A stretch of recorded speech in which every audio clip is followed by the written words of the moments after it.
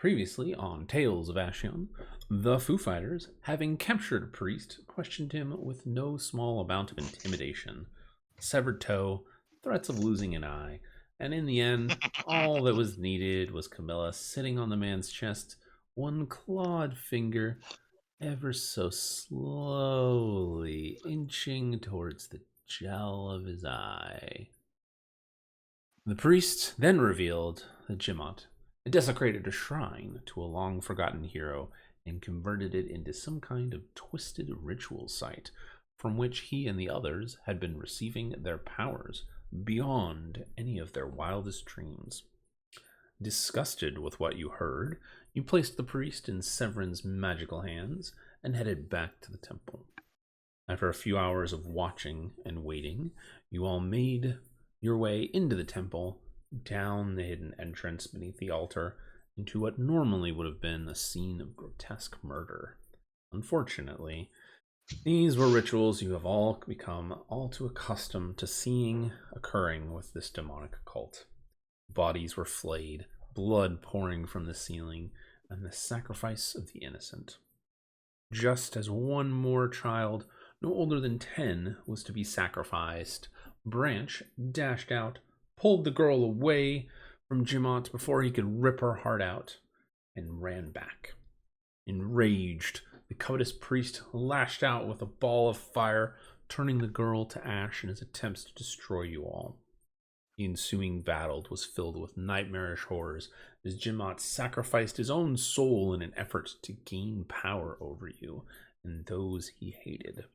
Alas, it was not for all, as you overpowered him with a final blow, severing the tie between him and the material plane and sending his damned soul back into the 9 hells.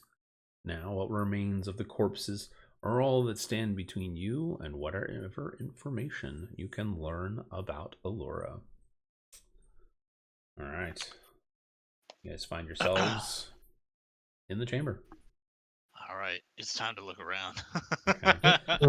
So one It thing, is. For me. real quick before I forget. So when Jimot, quote unquote, died or had his soul sucked back in, I'm assuming he's just like gone. he is gone, Or- but there was a like a mace and a breastplate that fell to the ground.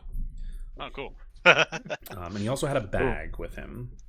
Oh, cool. That is just kind of, so it's like his physical body disappeared, but his robes, armor, all that stuff collapsed to the ground.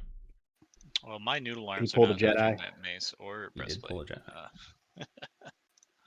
Jedi. So the mace doesn't look fancy, but I will tell you it's magical. The breastplate is not. But the bag is very unique looking. It seems to be made of dragon hide, and on one side of it, on the flap, there is what looks to be a gem that looks like a dragon's eye.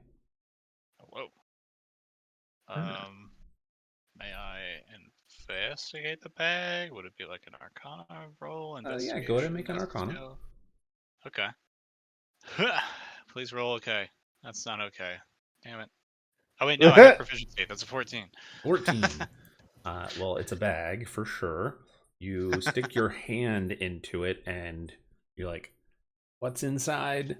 Your hand goes in about 3 inches, 6 inches, goes up to your wrist, to your elbow, to your shoulder, and you're like, there's nothing. I don't feel anything. Pull your hand back out. You're like, what the fuck?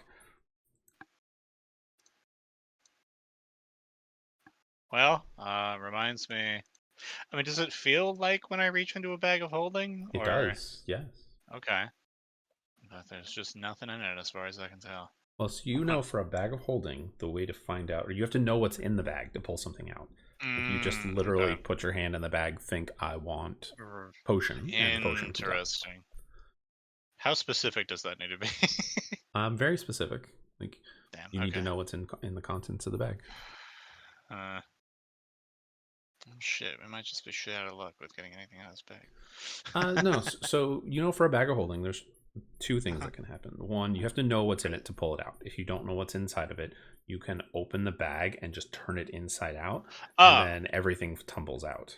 Okay. All right. Well then, yeah, I'm gonna do that. Okay. I want you to What roll a if the d10 Pope? for me here.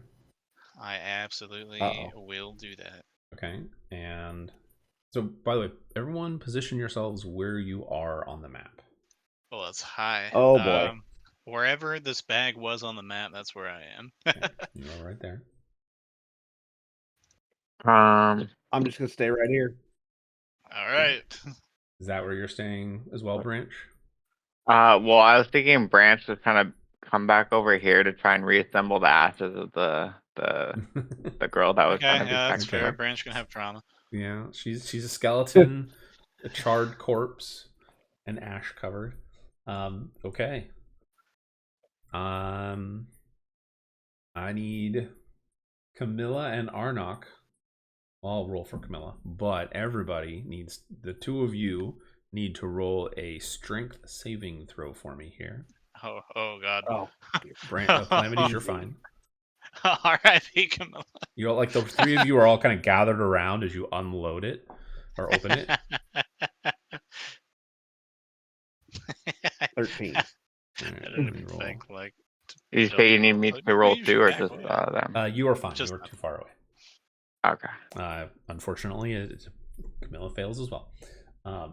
So That's what right. happens is you open How the do bag. I fail with a +8? You like With a roll of 5. empty it all the way, like it's inside out almost, like you're getting close to that point, and Oh, no. you hear a Oh, dragon's roar come from it, and you're Oh, like, no. what the fuck? As this weakening breath is expelled in a 30-foot cone. What the fuck? So everybody that got hit, so Camilla and Arnok, you have disadvantage on strength-based attacks, saving throws, and etc. for anything involving strength for 1 minute. Okay. We'll assume that you guys get to roll every round, so it's 10 rounds. So you guys would statistically, after about 30 seconds, get to be fine. Assuming nothing's happening. But you're like planning. You're like, what the fuck? And you drop the bag, and then out of it tumbles, after like the breath goes away a few seconds later. Let's see, a potion of healing appears, be greater healing. Oh, neat. And then like 56 gold pieces. It's like, and that's it. All right, I'm gonna go ahead and pocket the gold pieces, and let me check. Yeah, I could use a potion of greater healing. I'm pretty low on potions of healing. And I do tend to be administering them to people.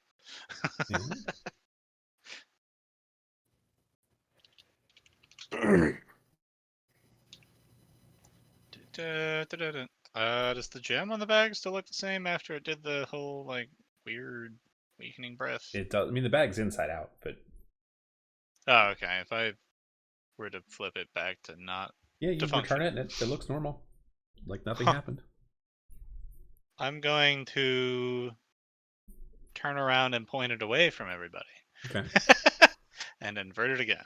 Nothing happens this time. Huh. I'm just gonna muse that loud and be like, I wonder how often it can do that. I mean, Severin will be able to tell you later on, but Yeah, I figure. Yeah. but yeah. So one thing. So when you did it, you felt the tingling on your fingers of the breath. So you know which breath it was when it happened, but before it happened, you had no idea. For sure, yeah. So you know it was the breath of a gold dragon specifically. Interesting.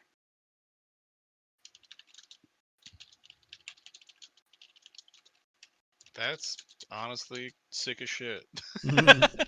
Yeah, the DC on it was a 17. Yeah, that's kind of handy. It's just like Oof.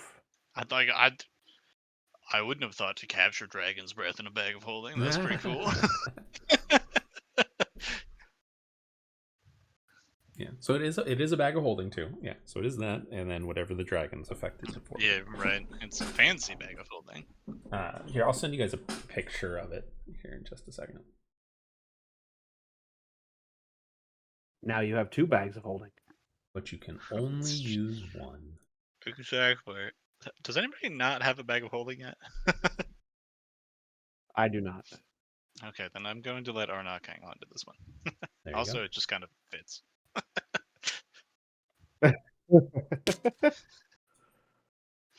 And besides, the rest of us are pretty sure dex-based fighters, so it wouldn't even matter if we're in your way. Okay, so that's the bag. That's all. So yeah, the mace is a +1 mace. The breastplate is just a normal breastplate. It's dented and banged up from when you guys fought it, but otherwise is like it's usable. And then the bag and the potion and the Yeah, gold. that is red. What the? Hell yeah. You guys want to continue to look around, or is that it? For sure.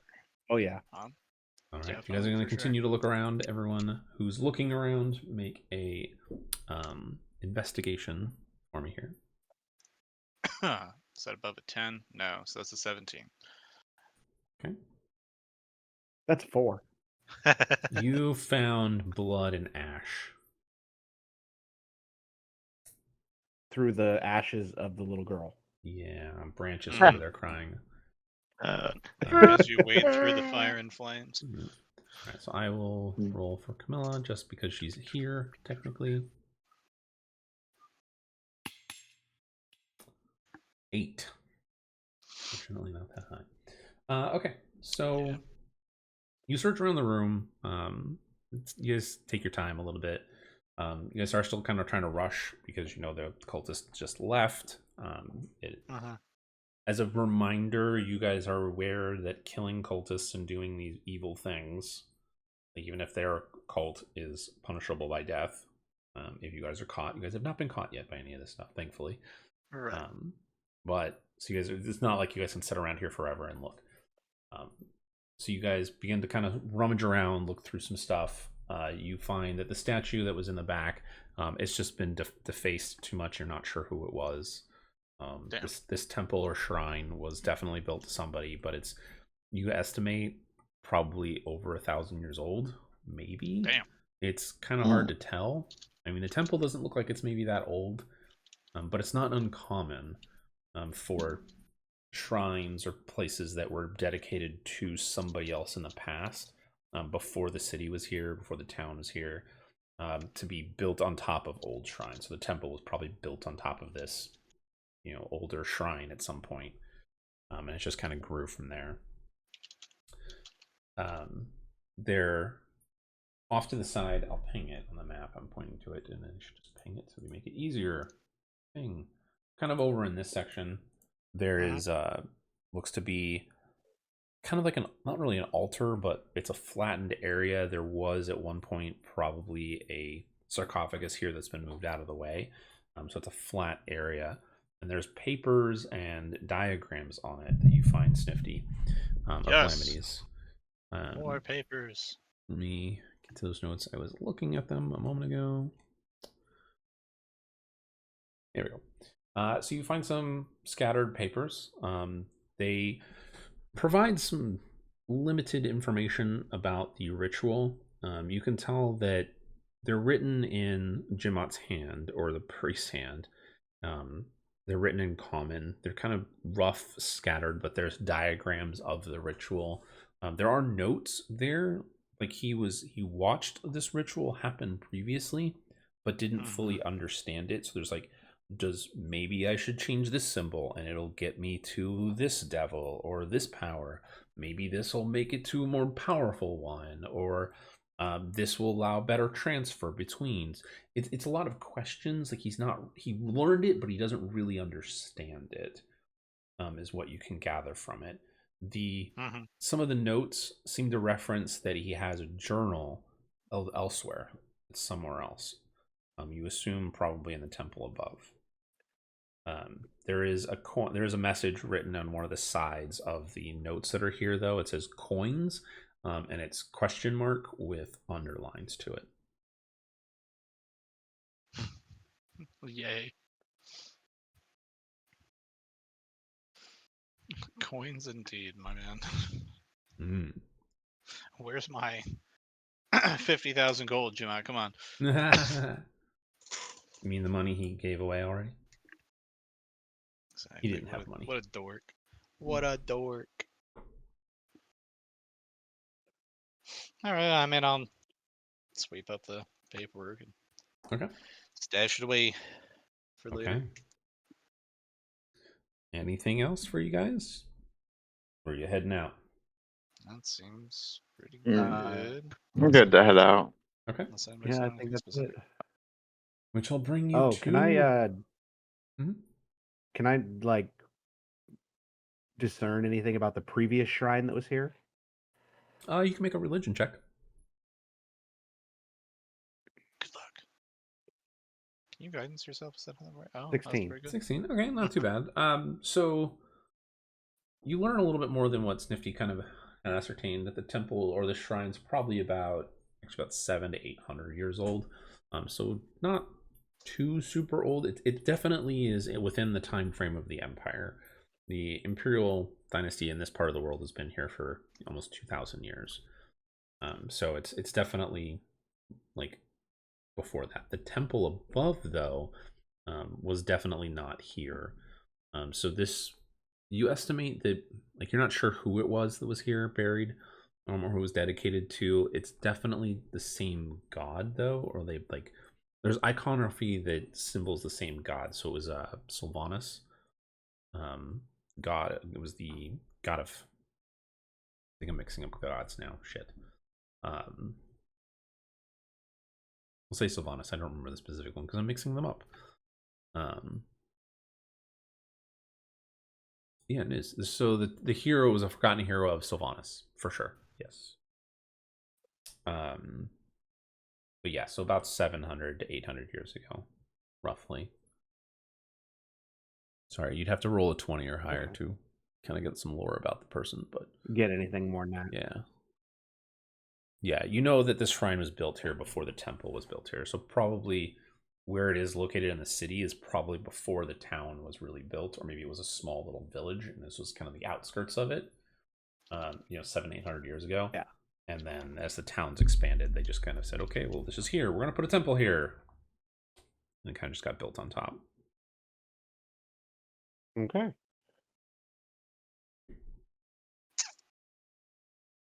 All right. So you guys go up to the temple above.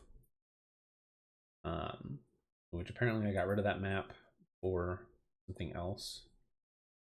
I don't know why. Let's see if I can re-add it. Temple. Here we go. Re-add. There you go. So you guys come out where the altar is, of course. And you do hear like some commotion coming from what looks, you assume would be the bedrooms area, maybe. Oh.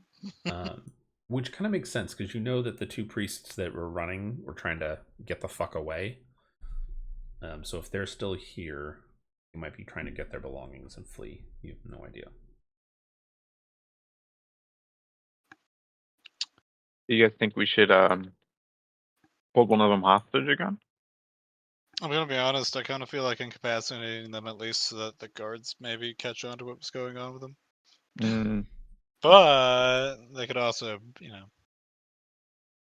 us as. Essentially, we can either leave witnesses or or not. Yeah. I mean, it's up to you. What do you guys want to do?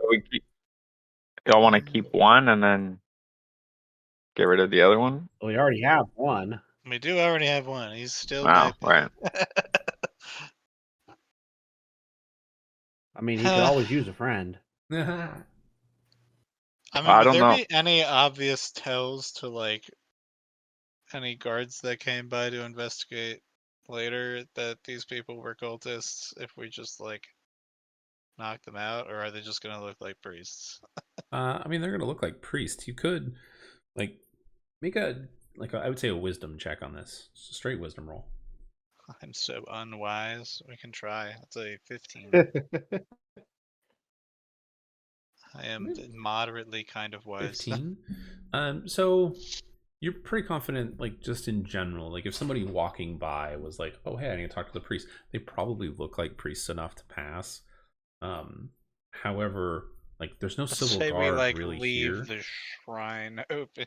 Yeah, if you leave the shrine, like, you're pretty sure if you leave the shrine open, create some kind of reason for the civil guard or people to come by and look, they'll be concerned about what's going on. Like, people will be like, holy fuck, what the hell were these priests do? It's definitely going to be a red flag. Okay, Yeah. okay. Yeah, I was And I thinking we feel could like tie up. yeah, I feel like we don't have a to priest. murder them, but we could probably knock them out, bind them if we want to, and then like walk by some civil guard and be like, I feel like I heard a commotion. Can I? I mean, yeah, you guys can certainly try to do that. Yeah. Also, probably, I would want to disguise before, or at least dress differently. It would scare my face, something like that. Regardless, first tip first, we should probably at least KO these cultist dudes. Okay. I mean, they are in a panic. They were already weak. We're not going to roll combat or anything for it. Okay. You kind of all of you kind of run down the hallway, kind of going around and spot them as they're trying to flee, and you guys subdue them. Kind of take their like couple of them, both the two that are left. They have bags over their shoulders. There's filled with like personal possessions. Nothing worthwhile. Some of them's got clothing. A couple of them have books. But otherwise, it's just whatever they could grab and run. You subdue them, knock them out, tie them up, kind of put them off to the side. Can I have like a piece of paper or something, or something to write on? Yeah, I mean, Just write like dirty cultists and put it next to them. you are welcome to do that. There are plenty of things. We'll say that for the altar too, you guys leave it open so that like for sure. Yeah. Like we'll say it was supposed to automatically close, but you jam it so it stays open and not that difficult. You do find Jimot's room though, so if you want to rummage through his room, that seems like a pretty solid call. All right. Well, if whoever wants to roll an investigation. Rummaging is cool. Somebody other than me. Woo! 25. Hey! 25. Look at that. All right. On a 25, I'm going to say you find 2 more potions, which we will roll randomly for. Yeah, sweet. And you find his journal, and you find some money as well. A bag of hell yeah. Which we're also going to do randomly, because why not? Fuck it. Yeah, roll dice. Rolling dice is great. It is. All right. So we'll start with the potions. Go ahead, and I'm doing this wrong. This one. Potion. How many potions do we have that are on this list? A lot. Hot diggity. Okay, it's showing me the old stuff too. We don't want the old stuff. We only want the new. Who needs old stuff when you could have new stuff? I don't know how to remove it. Okay, that's fine. We'll figure that. Okay, roll 2 d20 for me here. Actually, roll. I'm sorry. Roll a d3 for me first, or a d6. Okay. This is a smart way. D3. 1. 1. Okay. Now roll a d20. Okay. 4. All right. That's stupid. You would not have that. So we'll give you the next one on the list. You find a potion of etherealness is one of them. Yo! Branch for twins. Etherealness spell for 1 hour. Holy shit, that's really long. Nice. Yeah. Okay. Go ahead and roll a d6 again for me here. Of course. That is a 2. Okay. So we'll go to the next page actually, because why not? Roll a d20. Oh, wrong page. D20. And a 3. Oh shit! I will definitely get Wow. that. That's awesome. Potion of gaseous form. Yeah. Whoa. Ooh. I can just turn into a bunch of shit. Yeah. Okay. And then he had money, so we're gonna do some Very nice. gold. You get to know what it's like to be Branch for a few. I can turn into gas. I can ascend to a different plane. Yeah, all for a minute or an hour. That's the gaseous form minute. Gaseous form is it's a potion of gaseous form. It lasts for an hour, I believe. Oh shit. Okay, these are solid. Shoot, there's a table for this, and I cannot find it. It's okay. I gotta search through the items, anyways. Here we go.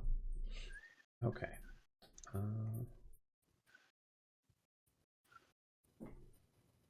So go ahead and roll a 2d10 for me here. I sure can. Would you like those rolled one at a time or like together? Together's fine. Yeah, this is the Okay. money aspect for it. That's a 2 and a 3. So 5. Wow. So That's 5 you indeed. find These rolls so low. 55 Getting out of the way now. platinum. Oh! Wow. Or the Whoa. gold Okay. equivalent of 55 platinum. Okay. So I So- find 550 gold pieces. Okay. And that's it. Bam. Okay. We take those.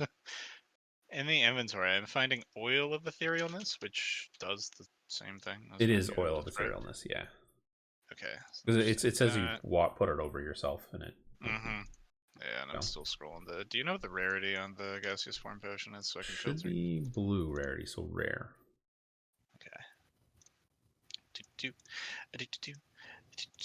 Scroll.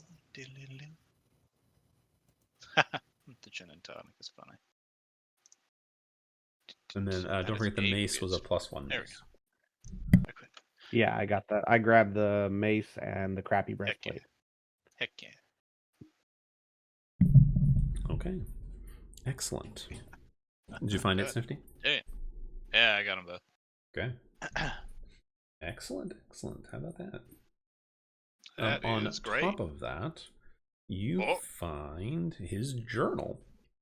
Yeah, it seems plot relevant. Yeah, so you find in his journal, there are extensive notes of him talking about Allura. He says that Yep. there's an entry about him. So starting from the beginning, kind of you skim through the first half of the book is basically him just day to day, how mundane things are. He's bored with life, doesn't really feel the faith anymore. Kind of typical, I'm having a crisis of faith type of moment. Then there's an entry where he says, I met a woman, a raven-haired woman who came to us to the temple and promised me power that I've been desiring. And he says it's very odd that she appeared because the night before he had prayed to the gods to have him feel elevated above what he was. And of course, after his prayers, nothing happened, and he cursed them and was like, if the gods won't give me power, then maybe the devils will, kind of thing. That better to rule in hell than serve in heaven, kind of thing. So it's kind of not an invalid point. Yeah, it's kind of this divine providence is kind of how he looks at it. Is it's a sign from the gods or whoever. And the next couple pages is he is interested in her proposal, but then really something happens between the two of them, and one entry is he's like, oh, she's gonna teach me these things. The next entry seems to be a few days later, and he is ranting and raving about how conceited she is, how unworthy she is, and how he is more than can do more than she ever could. There's definitely a paradigm shift where he definitely believes that Allura is just not worth the time of day. He continues on and goes through and mentions that he sees the ritual that she's performing, and he started to take notes about it. And he believes that he can summon a more powerful demon than the one that she's working towards, and that will elevate him. He mentions the cult of Mammon, which you guys already know that Allura is part of, and joining it. And he says that he meets a woman who seems to be the one in charge of everything.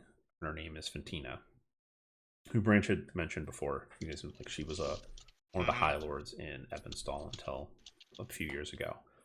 And this woman Fantina has a book that he signed his name into, and when he did, he felt something change, and he gained powers. I would say any of you guys can roll an Arcana check for this, or a religion, doesn't matter, if you want to know more about what he's talking about or get the references. He kind of goes into this cryptic detail. Another 14 on Arcana. Reliable talent is putting in work today. Yeah. Air quotes. I will, and I'm gonna give myself guide. He's so guided. Oh, look Holy at that. shit. Nat 20. Nat 20. Okay, so you guys are kind of skimming through the book, reading through it. But Be 25. yeah, like Arnok, you're kind of like nodding along as you're skimming through it with Palameus. You're kind of reading over each other's shoulders. And Arnok, you know and realize that Jimot, when he signed the book, it was like being a pact. He became like a warlock, essentially. He signed his soul over for powers, and he got some. He doesn't seem to fully grasp what he did, but in signing his soul over, he signed his soul to Fatina specifically, and she is tied to Mammon and somehow, like the devil Mammon. So his powers are coming from her through the book. And that he thinks the Laura is the one that has all this power, and it's not. It's actually Fatina that's the real person in charge. Allura is just a minion of all of them. Right. He says later on he meets Humarin, who is the bald guy, the big bad you guys are looking for. And he says that Humarin didn't necessarily stop him from, his goal of observing Allura. He seemed to almost encourage it. And so it just kind of encouraged Jimot to be like, yeah, I'm going to keep trying to, one up her, essentially. Towards the very end, though, there's a couple of things that catch your eye. One, he mentions that the ritual where Allura's doing this is in an underground temple, and says that the only way to get access to it is through some kind of teleportation, which is why nobody can find it. There is mention of the coins again, and he's never been to this temple without somebody else bringing him there. But he says in there, he says the thieves have the key. How perhaps they can use it to pass through the portals is kind of the cryptic answer he puts in there. So he's been to this place, but he doesn't know exactly where it is. It's a temple underground somewhere. You need a key or a coin of some sort to get through. And he's one of the final entry like talks about him specifically opening the portal, like his own portal. And he actually gets different powers through a different devil. And that was probably the one you think he was sacrificing his soul to, because then he starts getting his own cult members to join him, which are the priests.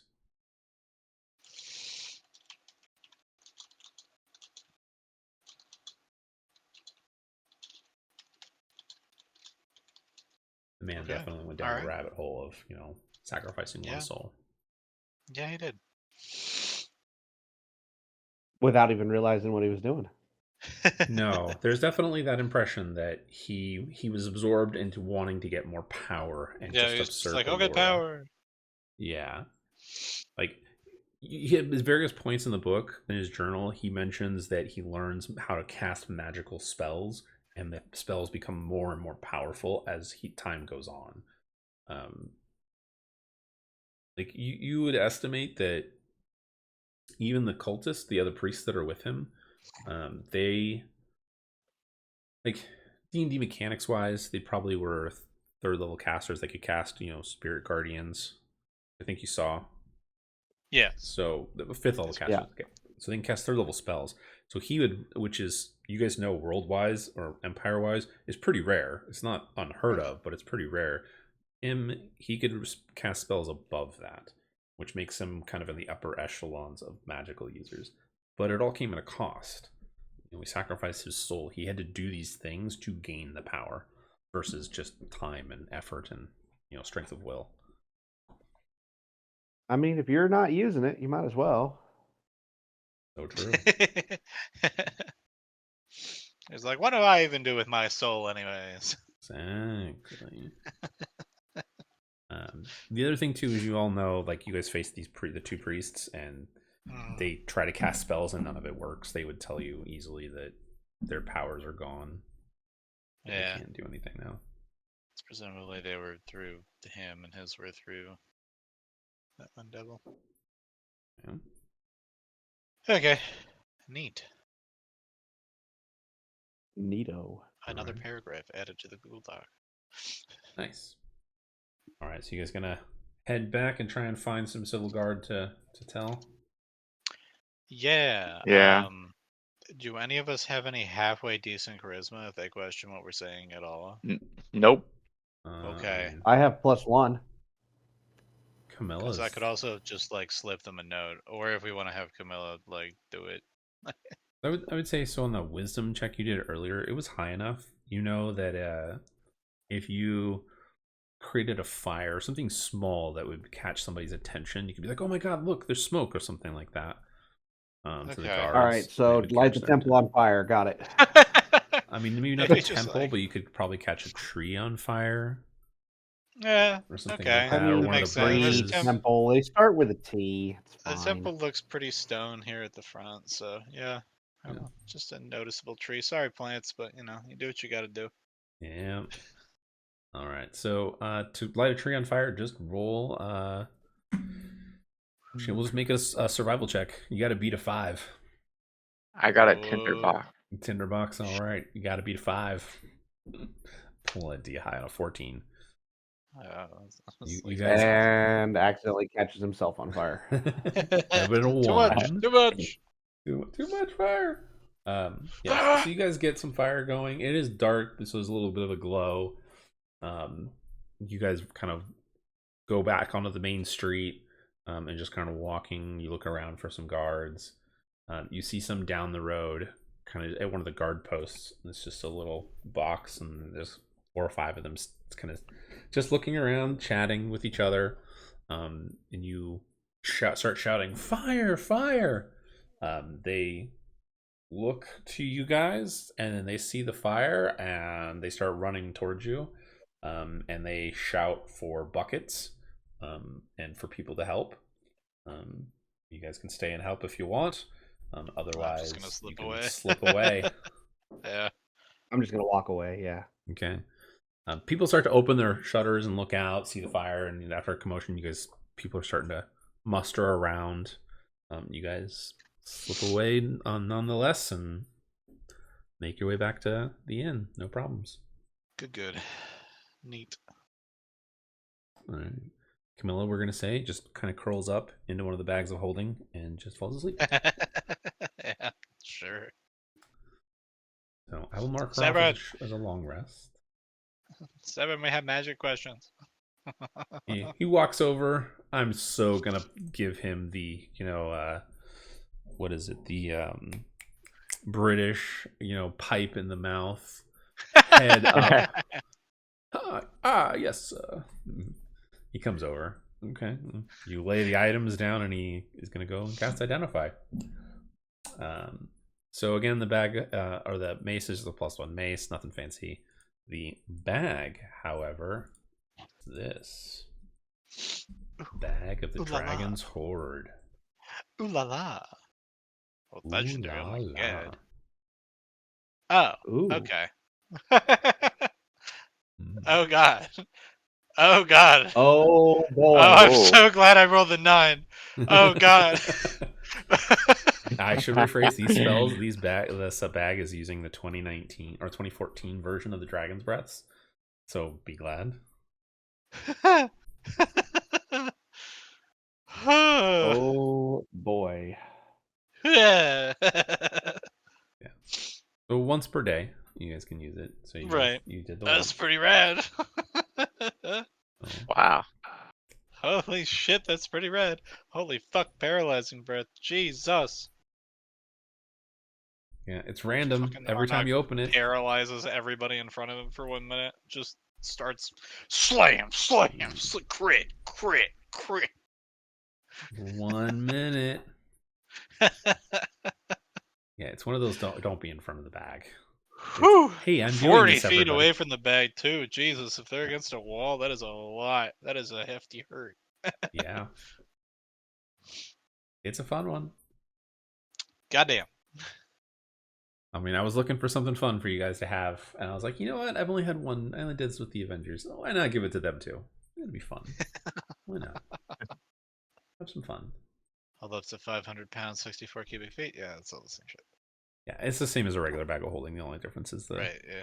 normal stuff. The I just have dragon's to breath. Oh, the Dragon's Breath is fucking wild. add- Thematically great for Arnog. Hell yeah. Yeah. I gave this to the Right? other party when they were like level 4 or 5. They that rarely Jesus. used it. And I was like, man, you guys have this. Are fucking you bag." serious? This would obliterate everything at level 4. Yeah, they Holy shit. rarely ever used it. That's insane. Yeah, the times they used it was more of like, oh yeah, we have this. I forgot we should use this. Like, Get Fire Breath at level 4. He's like, Lulu, I'm a level 4 adventurer. yeah, You're gonna take 12d6 fire damage. oh yeah, yeah.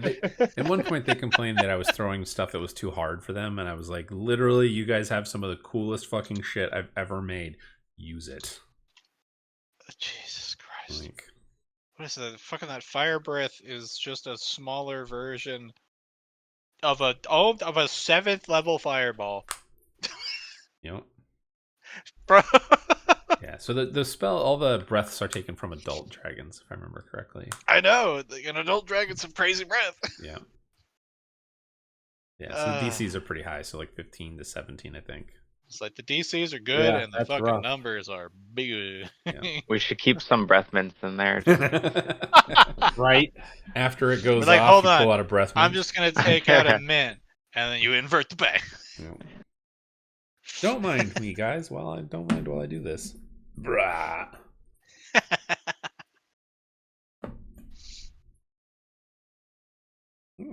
So congrats, you have the bag.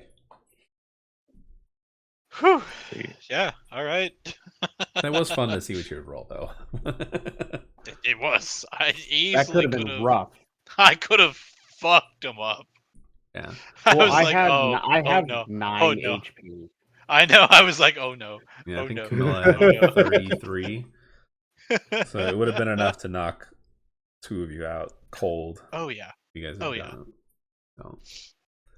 But okay, congratulations. You have a bag. You still have one of the cultists who is unconscious at the moment. Yeah. And no longer powered. Yep. I don't know what we're gonna do with this guy.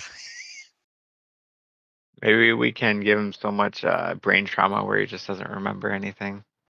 If they discover that the other priests are cultists, maybe we can just dress this guy back up in his priest clothes and put him on the streets. I mean, Oh, that's true. it's up to you. Magical toilet, just saying. It only works for things that are dead. I don't really want to chop him up into pieces. I'm not quite feeling Hannibal-y enough. Yeah, and we also Barbecue? never established where everything went either, so. That's true. That's fair. The waste disposal container in the basement. They're just like, what the fuck? Who did this? They're like, somebody go check that room out. What the fuck is going on? Oh, I know. We stick Severin in there first and see where it goes. God.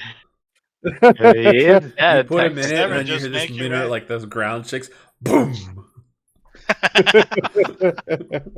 Methane right there. It's like, hey, you guys had a gas leak. Severin would be upset. He would be very upset. Thankfully, he's undead and can't die again. Really. Yeah, he'll get over it. Yeah, I mean, I feel like we could probably put this guy back into his clothing and dump him somewhere. Hopefully they'll, I'll go over to the temple and be like, oh shit, these guys were cultists, and then suddenly he seems a lot less believable. Although if he takes off his shoe, I don't know. I guess we gotta have Did you Camilla say lie if he about it takes too. off his shoe? Oh, Yeah, 'cause we we cut cut his his toe pinky off.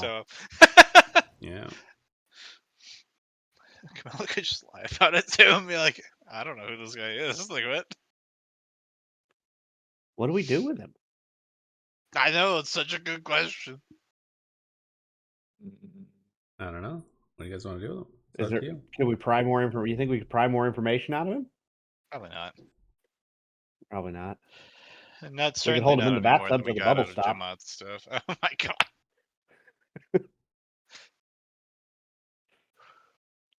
I mean, if we let him go, He's 50-50, also he scared snitches on us. shitless of us.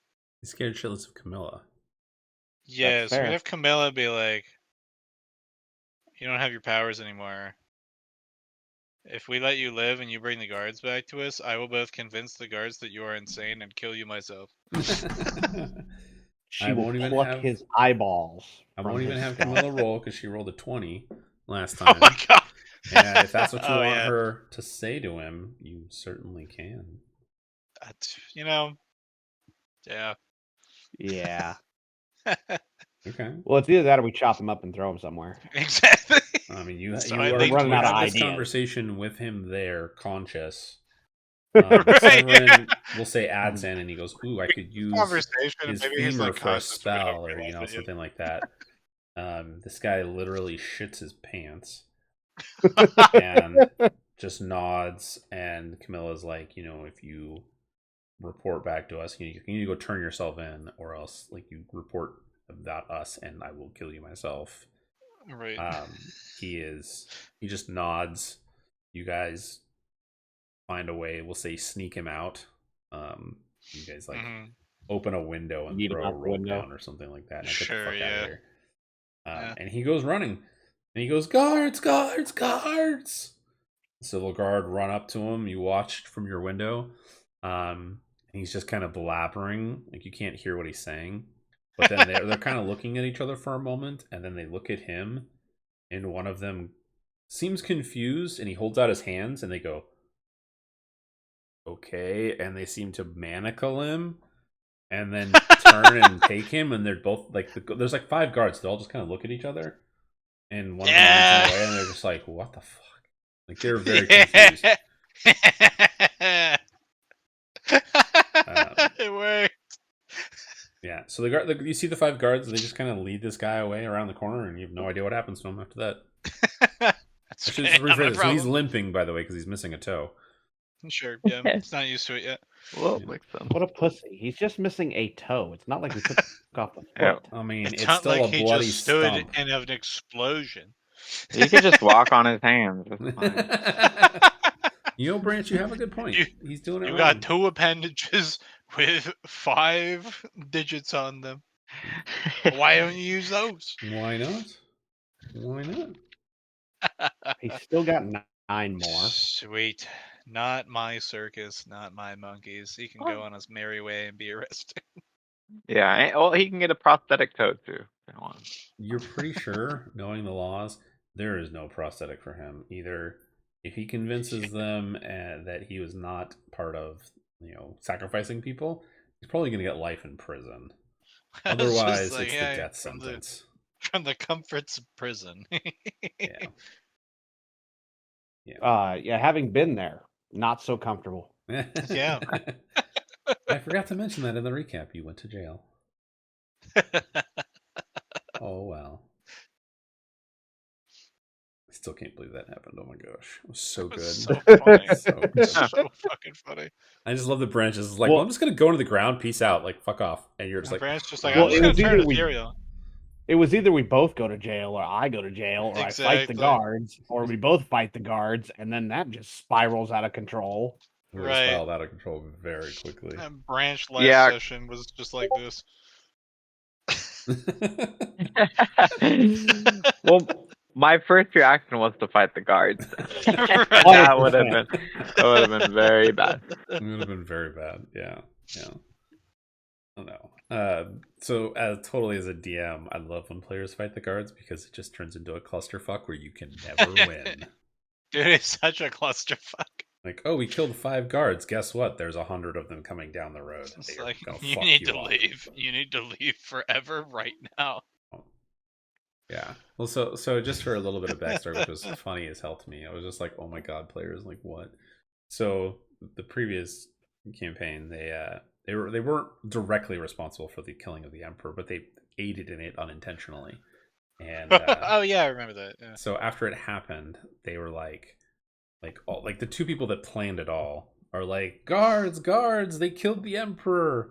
Oh, And no. so the guards weren't there, so they didn't see what happened. Oh They just no. heard the explosion. The emperor's burned to a crisp, and they're still standing. And so the imperial guards, Yeah. just come rushing into the room, like down the hallway towards them. There's Huh? like 10 of them at first, and then I was like, there's another 50 coming. And then I was like, you see just the hallway filled with imperial guards running towards you, and 2 of them were just like, well, we're just gonna put our weapons down and pretend nothing happened, and pulled up. And I was like, yeah, you can see in their eyes they don't know what the fuck happened, and they're gonna ask questions later. They're literally Oh yeah. going to just kill you. And they were like, well, maybe we'll just stay here instead. And I was like, oh my god, like, okay, you guys are You don't welcome to do stick that if you around the want. And then dead one of the other players emperor. was like, dude, he's warning you. If you stay, you're going to die. And they were like, really? Yes, that's what he's trying to prevent you from doing. It's like you do not hang around the dead emperor. No, they were just, and so the players were like, well, that's kind of silly and stupid. And they were like, no, we just got blamed for killing the emperor. Leave. Get the fuck out. Time to go. So then they left. It's like They you're the finally only got convinced people to leave. here, and the emperor is dead. What do you think is going to happen? Yeah. Yeah, I mean the big Clearly, it bad, was somebody else. yeah, the big bad, he played it well. Like, it was a lot Yeah. of patience and sessions. It took it was like a year planning on my part, where they got the letters. There was 2 of them, and they had a magical glyph on them that they never searched for at Sure. all. Yeah. They read the letters and were like, "Oh, this is damning information. We can give it to the emperor and the baron, one of the barons, and show that we're innocent." And it got within range, and boom, blew up. I was like, "Oh my god!" It took me a year to do that plan, but it worked. Yeah. I mean, listen, you get framed. You get framed. You do not stand calmly around, just like, I think I just got framed for killing the emperor, guys. Yeah. Yeah, well, like they That's asked me fine. later what had happened. I was like, you guys would have been killed. Like, if you guys had managed to not die, they would have been a very public execution. There Mhm. was no saving you at that point. Yep. Um, You were hanging around a dead emperor. yeah. Yeah. I mean, like, Yeah, also, so you're that just was, some dudes. Like, y'all ever played Dishonored? yeah. That's a Yeah, pretty so good, it was kind of cool. So after good that, they game. fled, and then we did some downtime. I probably did the downtime was a little too long, but they one of the guys that was there that knew they were innocent was like, Uh-huh. "Get on your ship, fly away. We'll send word when we can." And then the empire descended into chaos, which is what's going on now. The civil war going on. Right. And so they were just kind of hanging out in their region of the empire, avoiding drawing attention to themselves. But the imperial propaganda blamed them for everything, so they were the big bad. They were now the villains of the empire, um, which was intentional because they were supposed to be the heroes later on. Which they saved the empress, which you guys will find out. Your characters will find out shortly in just a couple of sessions. Oh, okay. But yeah, like they were like, well, we did 5 years. We just sat around. We would have tried to like free ourselves. It was like literally the empire fell into civil war. Like, you guys leaving to try and clear your names was just not gonna be happening. It was not a good idea. I was like, they Right. sent 2 armies to kill you, to arrest you and kill you, and both of them got intercepted. Like, you guys scried this and saw it happen. You're fucking lucky to Jesus. be alive. Yeah, it was crazy. Wow, I was like, yeah, congratulations, guys. But yeah, Congratulations, you have facilitated the death of the emperor. Good job. yep, unintentional, but Yay. yeah, You have played your role. unintentional, but they did it. Anyways, so yes, if the guards are there, don't fuck with the guards, please. or do, make me happy. Just know what you're See, getting into. I thought about it. Like, I really thought about it, but there was like 3 or 4 of them, and It's then already there. Yeah. yeah, Yeah. So this is not a specific player thing. This is just a D&D player thing in general. Hmm. Players get obsessed with how powerful they feel, and guards typically are not super strong. There may be It also depends on where you are. Yeah, Like, but there's a lot of them. the they're average used to guard is maybe, I don't maybe know, 5 local guards in a small village, and it's just like, okay, yeah. that I is mean, not the they're gonna same have thing like as 20 hit effectively an points. organized police force in a large city. Yeah, I mean, there's gonna be like maybe 20 hit points per guard. It's nothing super fancy. The kicker is there's just as a DM, there's an unlimited number of them. There's Right, You literally an literally infinite can number of send an them. army. like there are enough that you are not chewing through them. No, you are never, and the more you kill, the worse it gets. It's like, motherfuckers, you're playing with a star system in GTA, all right? Like, Yeah. you're not running out of cops in New York. Yeah, exactly. That's a good way to put it. So, anyways, it's again, it's not a player specific thing. It's just a D&D. All right, people just, it happens. I'm gonna real quick go like restart the dryer because it usually takes 2 cycles to dry my Sure, clothes. go for it. All right. Well, Do we get a Arnok long and rest here? Branch, you do get a long rest, so you can take a long rest. Oh, I took it already. Sweet. I just wanted to make sure before I took it. So Branch, when you gain your level here, you receive a communication from your bastion through them, and you meet. Oh, excuse me. It will say it's Runa. This is the same one from before. She contacts you and it's like, okay, well, here are some of the basics. She sends you a small little like notebook with details of how to be an artificer, some basics to learn. So she's the one that teaches you how to learn the spells and how to be one of those. She does say in the very beginning of the communication that by joining the artificers or joining the derelictia is what it is, you do have to go back, and there's a ritual you have to go through at some point. You don't have to do it now, but at some point you will have to go back to your bastion and complete a ritual to join them officially. When that happens, you can get some free perks. I'm back. Woohoo! Pull it up. I'm in the wrong section. Here we go. Well, it's a background, so you would gain proficiency in investigation, along with proficiency in either Arcana, History, or Religion. It'd be your choice. And you gain proficiency in Herbalism. Sweet.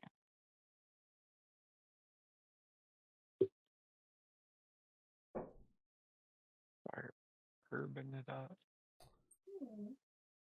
It's essentially like getting a free background.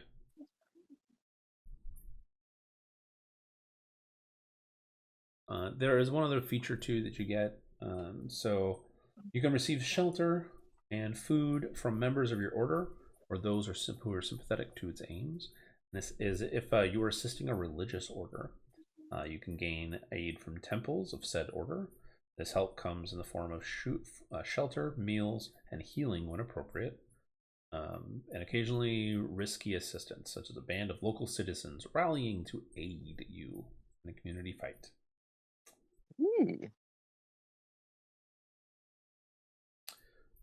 But one other thing you learn to do is you learn the ability to spot werewolves. So after you complete the ritual and you go back, you have proficiency in identifying werewolves or lichens. You would learn very quickly, oh look, Camilla is afflicted with lycanthropy. I look at Calamities. Oh no, Calamities, why didn't you ever tell us?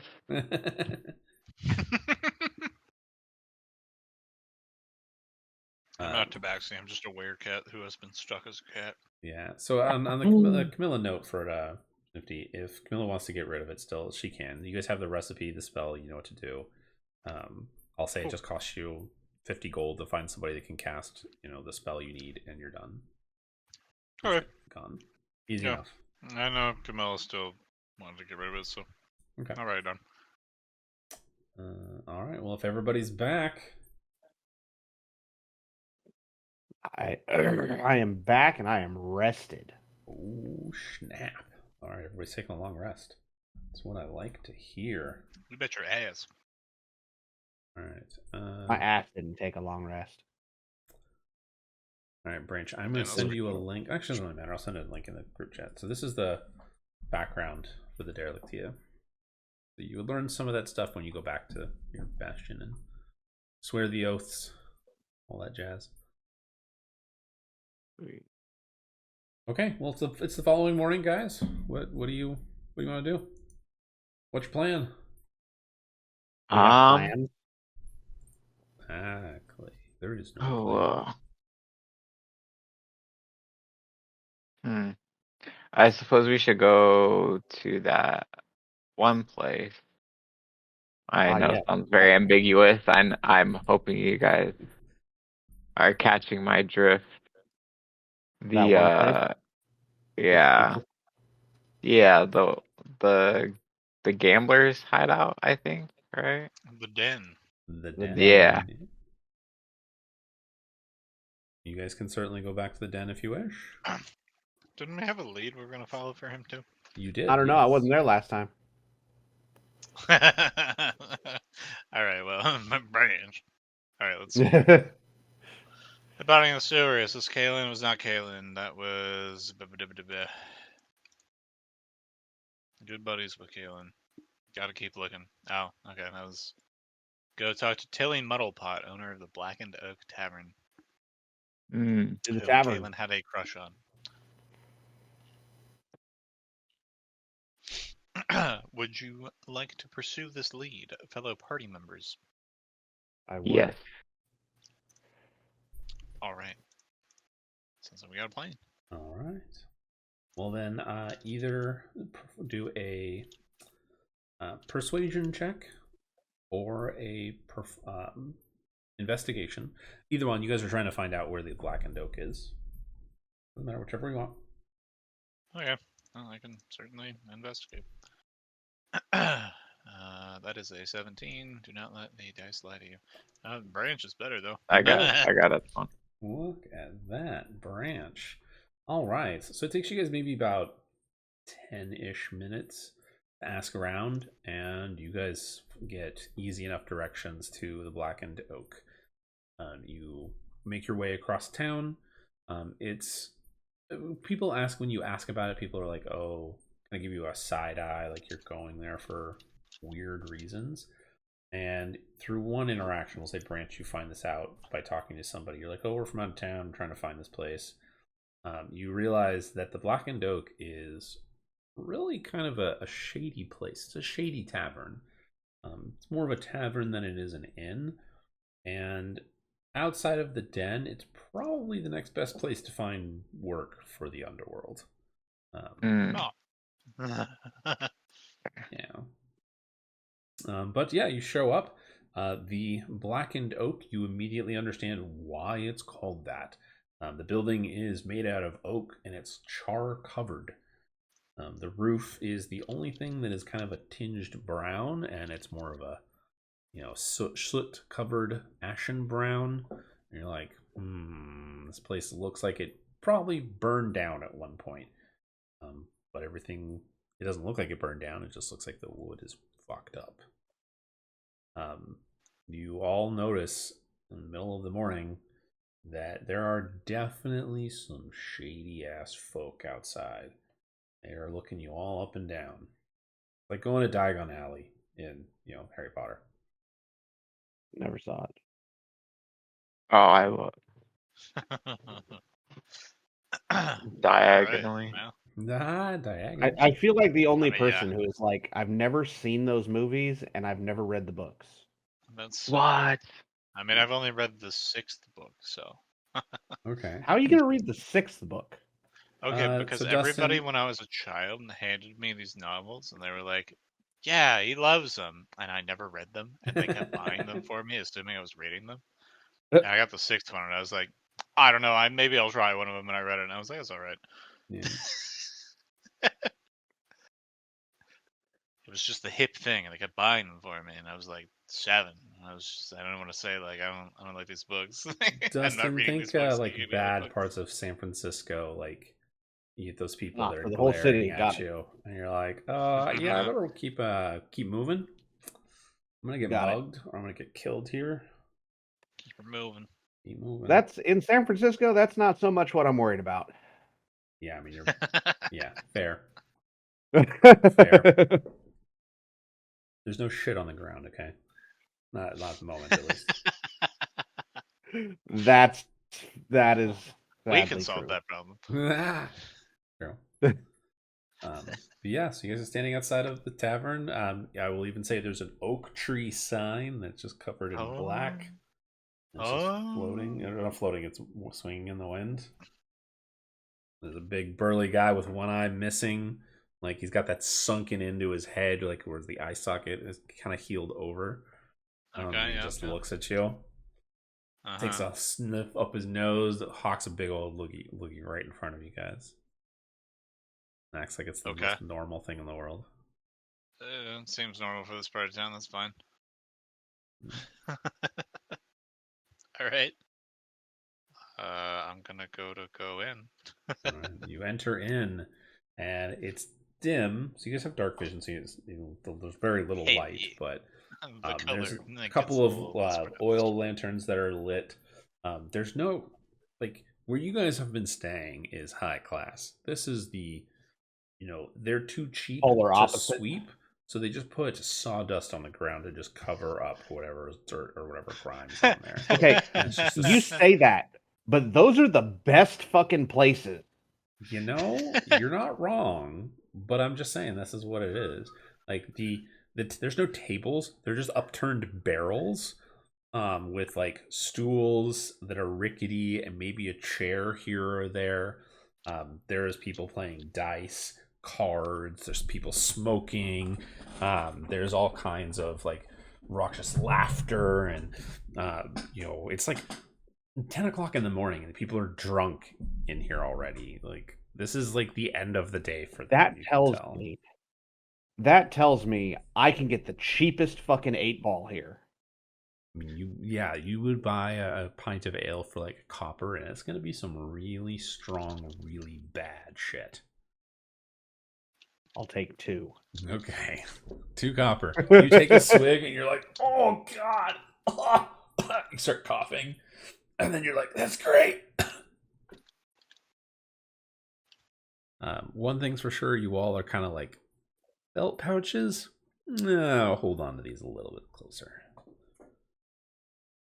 All right, you walk in. There's like 30 people in here, and they don't even look up at you or care. I will say, you don't know if you have to roll it, but there's a couple people that do look towards you. They kind of glance, suss you up and down, maybe think of you as a mark, and then they just turn away. You guys are well off enough with magical items, and you carry yourself well enough, like you can handle to fight your own. What do you guys want to do? You ordered 2 cheap ass ales. I gotta find this Tilly lady. All right. So she's a halfling. Yep. Or I'm sorry, a gnome. No, not a halfling. You gonna ask around, or how do you look for her? Branch is gonna ask around. I'm just gonna walk up to every gnome and be like, "Are you Tilly Muddlefuck?" Okay. Well, Branch, what are you doing? Since you're the one looking, you said. I was just gonna ask around, see if I'll ask by name if they know where she is or if she's here. Go ahead and just give me a investigation check, and then give me a perception check as well. Okay. 15, 14, 15. Okay. Let me double check one thing, but okay. So you feel something brush past you, For a brief moment, you feel a slight tug on your waist belt for a moment. You put your hand down, and your belt pouch is gone. And standing there in front of you as you look down is a female gnome. She's got this kind of pulled back, like it looks like it would be wavy, like kind of that bushy wavy hair, but it's pulled back into a ponytail. A bushy wavy ponytail. Yeah, she's got a slight, like a scar on one of her lips, what kind of tilts, like pulls it up in a smirk almost. So she's just standing there.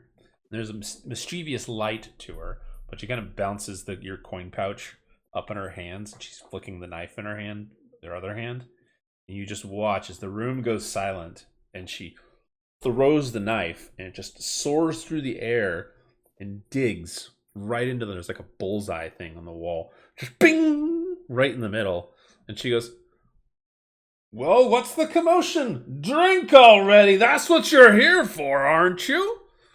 And everyone just kind of goes, "Ah!" Turns around and goes back to drinking. But she throws the pouch to you and Branch, and you find it's a little bit lighter. I'll say you lost a platinum out of it that she pawned. But she goes, Tilly. What you want?" What you want? My money back. We'll start with that. She kind of puts both her hands up, and then she's like, "I don't got your money." And then I'll have her. You watch with a very deft hand. Both of her hands are up, and you watch as she has these loose sleeves, kind of like those women's sleeves that are cut halfway down and they just kind of drape over. They both fall down, and she's like, "I don't have your money. See?" And then she turns her hands kind of back and forth, holding them up so you can see them. She goes, "Oh, you mean this money?" And with a flick of her fingers, there's a platinum piece in her hand. She's like, "I don't know what it is. Where'd it came from?" She flicks her hand, and in one hand it disappears and reappears in the other hand. And you're like, "Wait, what the fuck?" Like, that was a cool magic trick. And then she flicks it towards you, and you watch as mid-air it disappears. Go ahead and make a perception check for me, Branch. Actually, all of you can make a perception if you want. I got All right, B. on that one. You're just I got like, a 20. "Wow, it disappeared." 14. Arnok, you're like, "Holy shit, it disappeared as well." That's pretty cool magic Perfect. trick. Calamities, you realize that the coin that she threw up in the air is just an illusion. That's why it disappeared. So it's literally magic. Yeah, the real coin is, you see it. She's holding it in her, like, you can kind of make it out. She's holding it in her fingers at the moment. I'm gonna point it out. I'll just be like, "That wasn't the coin. The coin's right there." She's like, "Observant are you?" And then she takes it and kind of flips it into her hand, kind of rolls it along her fingers. And she's like, "Well, you found me. So what you want?" That was a cool magic trick. You can keep it, whatever. I don't care. And she goes, "Oh, don't worry, darling. You'll pay me for this coin later on." We're here about Kaylin. She drops the coin. Her hand stops. And she's, "Never heard of him." Okay, I have it on pretty good authority. You have, considering he had a whole thing going on for you and was here pretty often. Yeah. Well, a lot of guys around here have a thing for me. Hey, ain't that Yeah, right? not a lot of guys around here have. I gotta go find his name again. Have Delvon looking for them and vouching that you know who they are. That slimy old snake. Ha! He wishes he had my connections. And she just kind of walks behind the counter. She picks up the coin and kind of walks behind the counter, and she goes, "So that snake sent you to me?" Yeah, we're trying to find him. He could be dead. He could not be dead. But we do know that his good friend, whose name I don't have written down, is dead in the sewers. So Thornby is who you're looking for. But it was the guy's name you just mentioned. Right. I can't find it in my notes at the moment. That's so. For maybe Kaylin was the friend who's dead. I'm not really sure. Galen is the one that's dead. Yes. Okay, Kalen's dead in the sewers. Thornby is He's the one you're whoever looking Thornby. for. Yeah, okay. Yeah. Oh yeah, this dead guy is Kalen. Good buddies with. Oh my god, I wrote it wrong. I said this dead guy is Kalen. Good buddies with Kalen. I did that thing where you write the same word twice. Yeah. So Thornby is the one you're looking for. Kalen is the one that's Good dead, buddies and with he was good for. Thornby. Yeah. So she definitely, like, you startled her by saying he was dead. Not what she expected, but she's just like, whatever. I don't know no Thornby. Why would you think Dale? Why do you think Dale Vaughn would think I would know where he is? I don't know. That's why I'm telling you to tell me.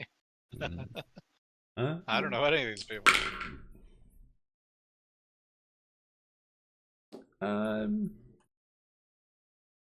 So what, like, just so I know as a DM, like, is your Yeah. intention to, like, what's your intention when you find Thornby? Or you just want to take him and bring him to Dale Vaughn, or what's your direct I mean, intention? I'll probably talk to him. Like, I'm not gonna just drag him off to Dalevon. Okay. She's gonna look you up and down. A couple people I'm are gonna looking come for up to him the right bar, and still. she'll, get them drinks. It just kind of seems to go about business. After a moment, she handles her business over there. She flicks the coin to you, Branch. She says, maybe we can help one another. I scratch your back, you scratch mine, kind of deal. Man, everybody in this town wants a back scratch. Can't you all get some anti-itch cream? Jesus. I like your attitude, but that's not the way it works in the underworld. Seedy and all That's that not the way shit. it works with the nobility either. Wow, yeah, nobility. They can't even wipe their own asses without somebody helping them, especially somebody like us. That's true. Yeah, she goes, well, so why are you looking for Thornby, this guy? Is it just for Dale Vaughn? Honestly, it's not even primarily for Dalevon. I'm just, he might know about some people we're looking for. He's not honestly my primary goal. Okay, well. But it'd be nice to find him and, Well, then what is maybe your tell goal? somebody not to. Maybe our goals align. You never know until you tell me. Wow. We're trying to find a raven-haired lady named Allura, purple eyes. Make a perception check. Just you, Snifty. On Calamities. Okay, I will try. Another 20. Okay. Yay. So you catch it. It's super subtle. You describe Allura, and her eyes kind of widen and twitch. I'm like so she's... good at catching these people who know Allura and will not tell me about her. well, I mean, I would say roll an insight check if you think that, like. Oh, I would love.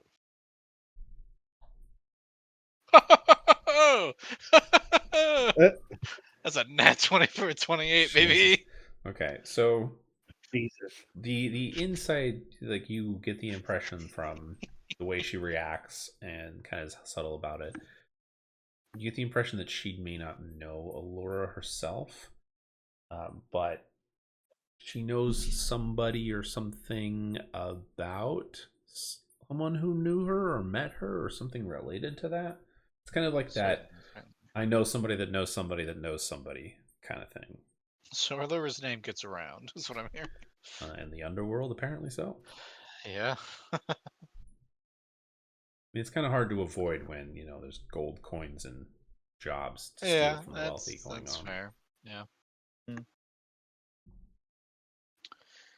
mean, you're all pretty confident that they may have heard her name, but they have no idea who she really is or what her powers are or anything like that. Yeah. Remember, if you guys don't want to do, like, role play stuff where you guys are like, I'm not sure what questions to ask or how to handle this, you can just roll. Just if you get to that point, you want to just roll, just say so. That's fair. Okay. Sorry, what did she say? Did she just, like, how did she acknowledge my question?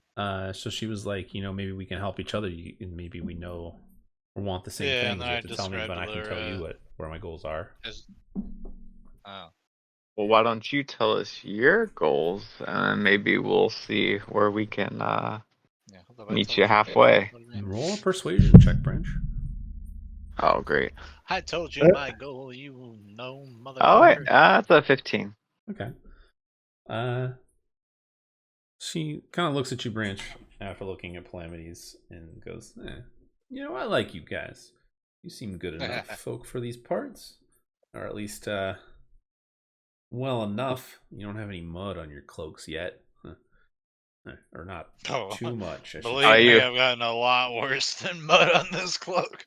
She kind of looks at you and goes, I believe it. I believe it. Well, kind of looks to you, Branch, comes back around the corner from the bar, looks you up and down for a moment, and then smacks your ass. And you're like, what the fuck? Oh, She's like, hey, you've seen some shit. You don't even Into the have a height tail. difference. Yeah, that's some crazy shit for sure. Well, she goes, well, dear, since you're asking what you can do for me and what I want, well, I want Dale Vaughn to be out of my business. And if you can do that for me, tell him I want out, or I want him out of my business, I think maybe I can help you find this Thornby. Fair enough? Let's see what we can do. Yeah, we'll give it a shot. Okay. we can absolutely tell him that.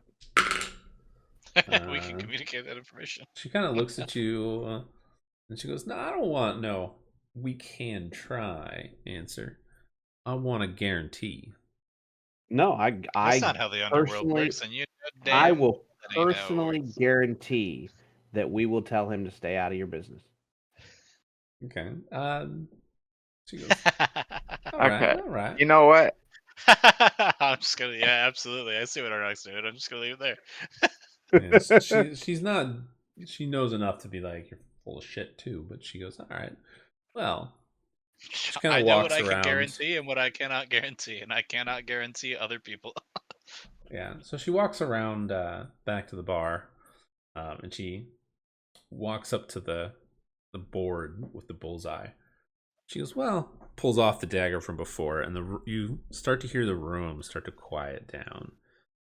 And she flips the dagger a couple times in her hand, not even looking at you, Arnok, and she's like, well, I can't guarantee that you'll, I don't know, walk out of here with all your fingers. And before you can even move, she throws the dagger again. I'm gonna roll, see if she hits you. She got a 20, not natural. Yeah. It lands and slices, like, so you have your fingers, and you have the soft spot in between your fingers, in the, like, between your ring and middle finger, and it goes slices right through that part, and you're like, fuck. As you're holding, we'll say you're holding the pint in your hand, and it punctures a hole through it, just zing. The room just falls silent. It's just like, oh, a little bit higher I should have aimed. Maybe next time. You know, lady, I don't think you're doing a good job of making friends here. I don't need no more friends. I got plenty of friends. And everyone in the Sounds room just kind of, you kind of look around for a moment, and everyone just kind of looks at you, and there's this tension, like, very much so, that there's like, don't fuck with her.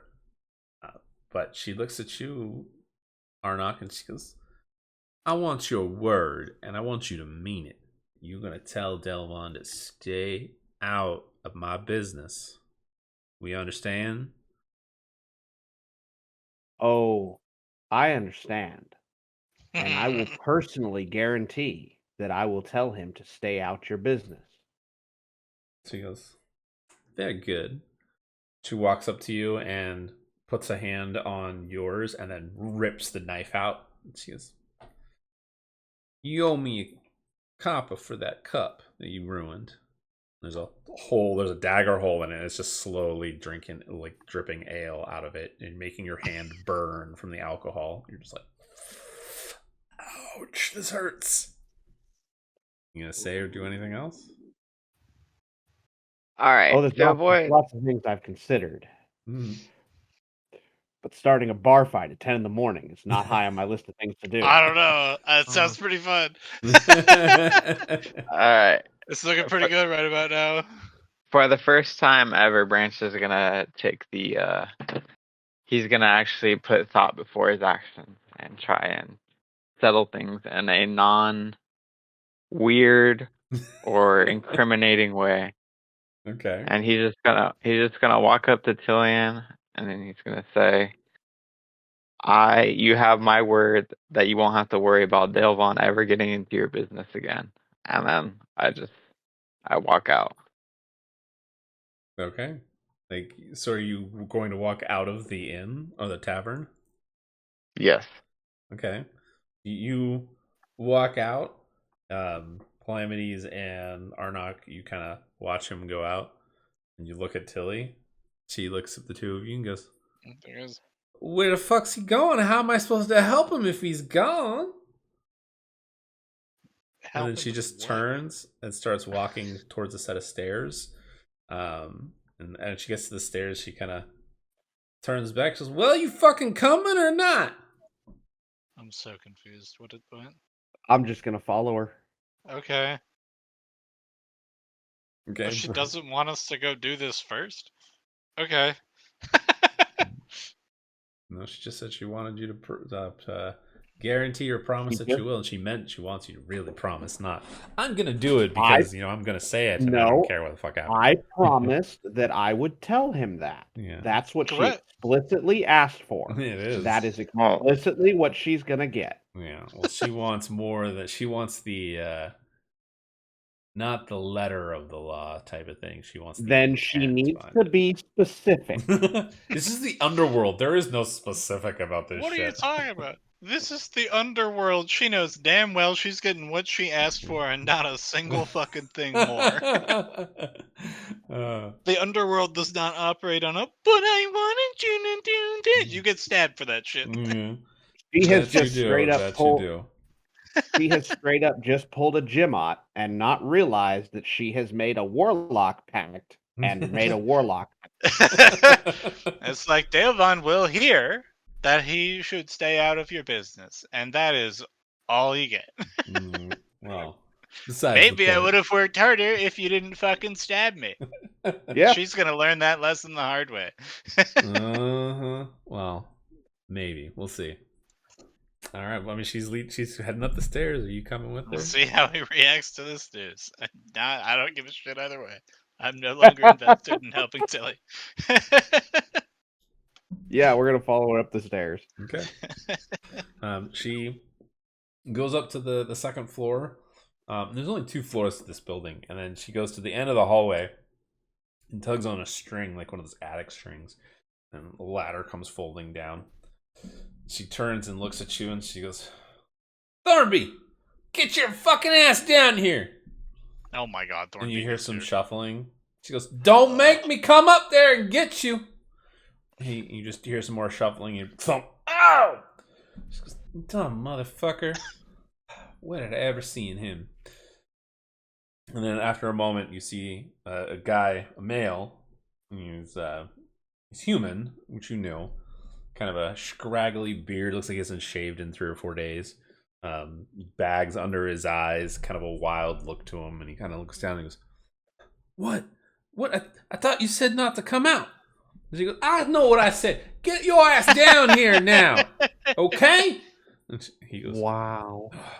Fine, all right, I'm coming. And he kind of stumbles down. She goes, "God damn, man, what did I ever see in you?" And he kind of just gets to the ground and then looks at her and he goes, "Well, it is my good looks." And he kind of sheepishly looks at her, and you just watched whole demeanor change. She looks at him and she just kind of melts, and she's like, I fucking hate this. "You're right. It's those damn eyes of yours. Well, here he is. Then what you gonna do with him?" And Thornby kind of like looks at her and then looks at you, and he goes, "Who the fuck are you guys?" Calamities. Is this the one that we're looking for? What'd you say? Or not? Is this the one that we're looking for? This is the one you're looking for. This is the one that we're looking for. Huh. Does he Let's need to be see conscious here. when we take him back? Well, I mean, you let's guys are see supposed to here. find him and find out what He happened with the wants job. us to find out what happened to the job he was on. Yeah, he's the only one who survived, as far as we know. Thornby showed up at Dale Vaughn's home probably like 3 nights ago now or whatever, ranting and raving about not going back while being covered in blood. And he and everyone else are being used. So yeah, I'm just gonna ask him like, what the fuck were you talking about? He kind of looks at you, goes, so we'll assume that you go through and kind of like, hey, we heard this. This is what we were kind of explain the situation a little bit to him. Because if you just go, what the Right. fuck were you thinking? He's just like, huh? What the fuck are you talking about? Yeah, I'm gonna go through the whole spiel and be like, so here's what we heard. Yeah, we'll go What through the the whole hell spiel. does that mean? So Tilly kind of looks at him, looks at you, and she goes, well, apparently they heard more than I did. You didn't share any of that. And he kind of looks at her and he goes, whoa, what the? I told you the shadows. And he kind of like looks like he's like stuttering, trying to explain himself. And then he kind of looks at her and then looks at you and then goes, look, can't go back, okay? I can't go back. No, Delvon, no, I don't know. Those coins, they're cursed. I don't want to have anything. I could have told you that. Yeah. Yeah, you're right. Genius I don't pieces. want to have anything to do with it. They're being people that use them are being they're being used, and it's Yeah. it's all kinds of yeah, bad.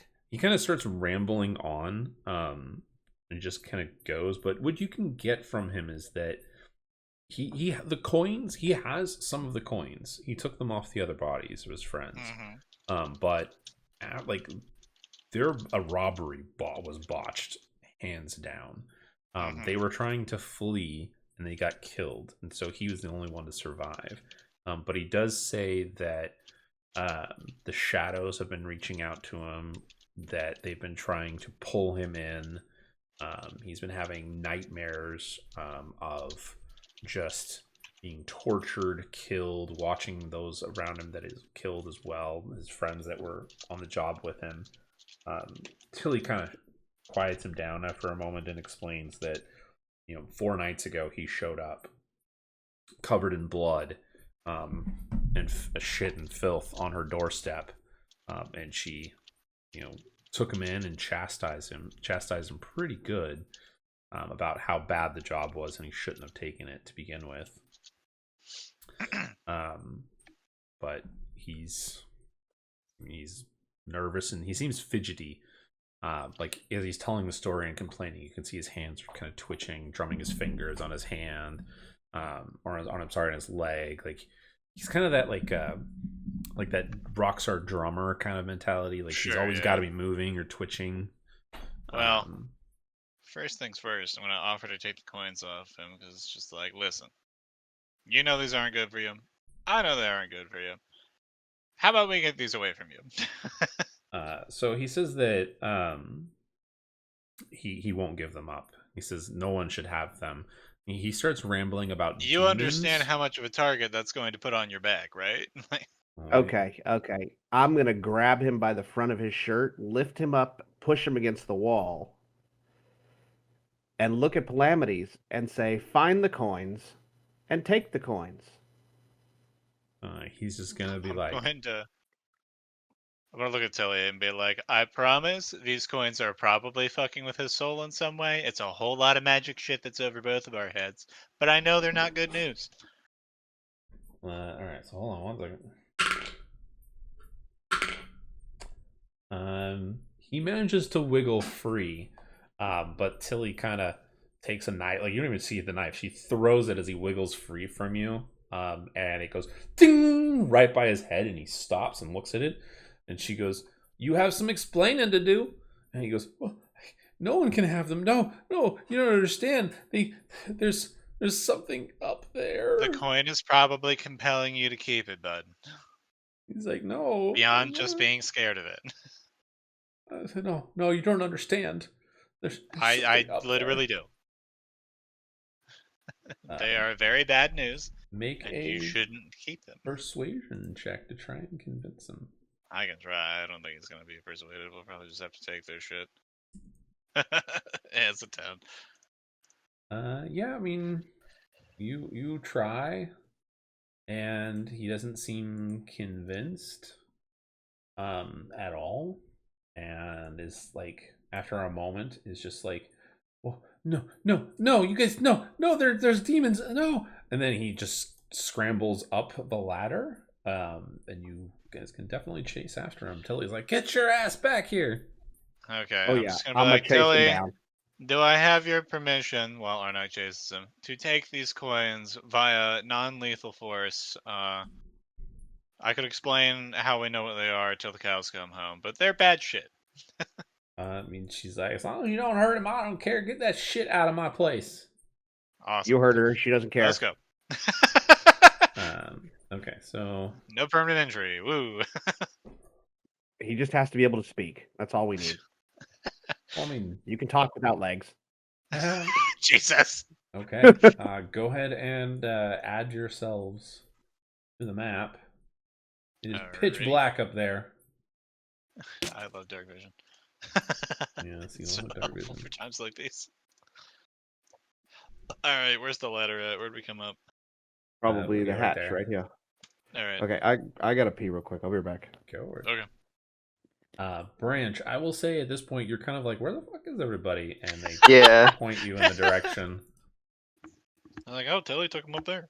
Yeah, I was imagining I was kind of just waiting outside, and then He's I just was just like, like, bro, where the fuck? Like, wonder where they are at. hop back in, Yeah. like, where's the bar fight at? It's been so long, but nobody's killing each other. No one is killing anyone. What?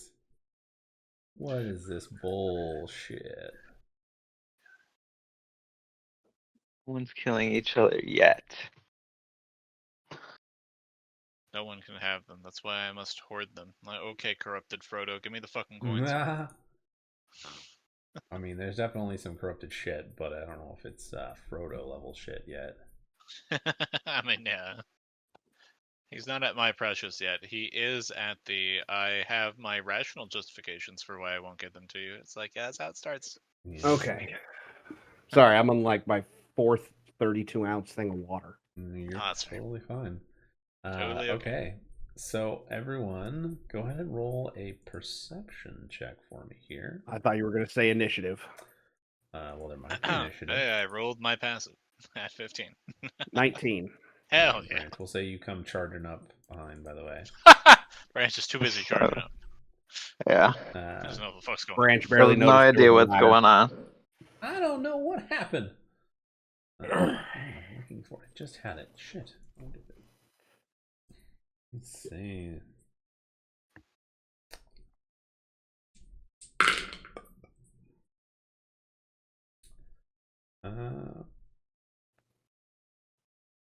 Okay. So what did everybody get? 7? Arnak has a 19. Okay. Yes, sir. So Calamities and Branch, you guys kind of rush up there and you're like, Thornby, everything's okay. Everything's gonna be fine. Give us the coins. And he's kind of like, so we'll say where the chest is. He's actually reaching. There's a plank he's trying to pull up. And it looks like maybe the coins are under the floorboard. But as he goes to that, Arnak, you notice. Listen, I'm doing the wrong one. The shadows or darkness in the room. And you're like, this doesn't make any sense. The shadows and darkness? What? Start stretching out and start seeming to move towards Thornby. That was some really strong ale. I can finally. I can do But- something. I'm going to have everybody roll initiative for me here. Hey, there we go. Actually, I'm one gonna second. do Okay, this. everybody roll now for me. You haven't yet. Okay. Oh, 21. 18. Wow. Okay. Arnak, would you be willing to swap with me so I can light the room up? You know what? Absolutely. Shout out to Alert. Alright, I'll take that Okay. 21. Arnak can have my 18. 21. We'll swap them. 21. Not 221. 221. That would be an impressive initiative. Damn it. I get to take 10 turns before anybody else gets. You get 3 minutes of uninterrupted combat before anybody can move. All right, Calamities, you're first. It is pitch black in the room. It's flare wand time. Oh, shit. Oh, shit. Flare So, wand time. Yeah, let's see here. Light or bright light within 15, normal light within 200. How? Without a You ruler. light it up, and the whole room just bursts to light. Like, yeah, Yeah, I'm just putting it in the middle. So. yeah. So is it sunlight specific for this ship? I think it is. don't think so. It just says use the charge creates a bright red flare. Flare is considered bright light within 15 feet. Okay, Normal so light not within sunlight. 200. No, it doesn't say it's sunlight. Okay, so Just that it's light. so you open it, and the room lights up, and the two shadows kind of recede slightly and take on actual physical form. Okay. So you guys can now see them, and they're not like hissing at the light, but Sure, but they're actually real. like targetable. They're not illusions or anything like that. Okay. All right. Well, that's fun. Yeah, that's sure. I don't really Okay. think I have too much Arna, to do. it's your with turn. section, so yeah. Let's go with I will throw a guiding bolt at Shadow A. Okay. You shot. That's rough. 8. Oh, you do have Unfortunately, inspiration? an 8 will miss. Oh, I do have that inspiration. You do. Ew. I do. Now I don't. Oh Go again. shit. That's not a whole lot better. Damn No, 13. unfortunately, it's not a whole lot Why better. does inspiration refuse to But save you us? hit. Oh! They don't have a whole lot of hit points. Or I'm sorry, Sweet. AC. That's 13. You watch as it explodes and vanishes from the massive radiant damage it takes. Oh. Seemingly Yeah, all right. more than you expected in some way. Oh, okay. Yeah, I hear you. Anything else? I will. Our distance here, really close. Okay. Move right That there. seems fair. Yeah. Okay. Thornby's turn. He will take the moment to pull the rest of the plank up. Arnok, as you're running up, you can see that there are 4 coins that he pulls out into his hand and kind of pulls them to his chest. And then he is going to disengage and run. Kind of, we'll say the back corner. There's no cages or hay or anything here. It's just the first map I could find with the attic. Sure, okay, yeah. So he just kind of huddles in the corner. Branch, it's your turn. All right. I'm gonna ignore the shadow. I'm gonna let y'all take care of that. I'm gonna rush over to Thornby. Okay. Kind of wrestle him for the coins. Okay. Go ahead and make a grapple check. You have to attack him with the grapple. Godspeed. Yeah. 20, not natural. Okay. You managed to grapple him. I would say roll a contested dex check. So you roll a dexterity. Just a straight dex check, and I'll roll a straight one for him. All right. That's 19. He got a 10. So you run over and you kind of grapple him, and you kind of shove him around a little bit and manage to pry the 4 coins away from him.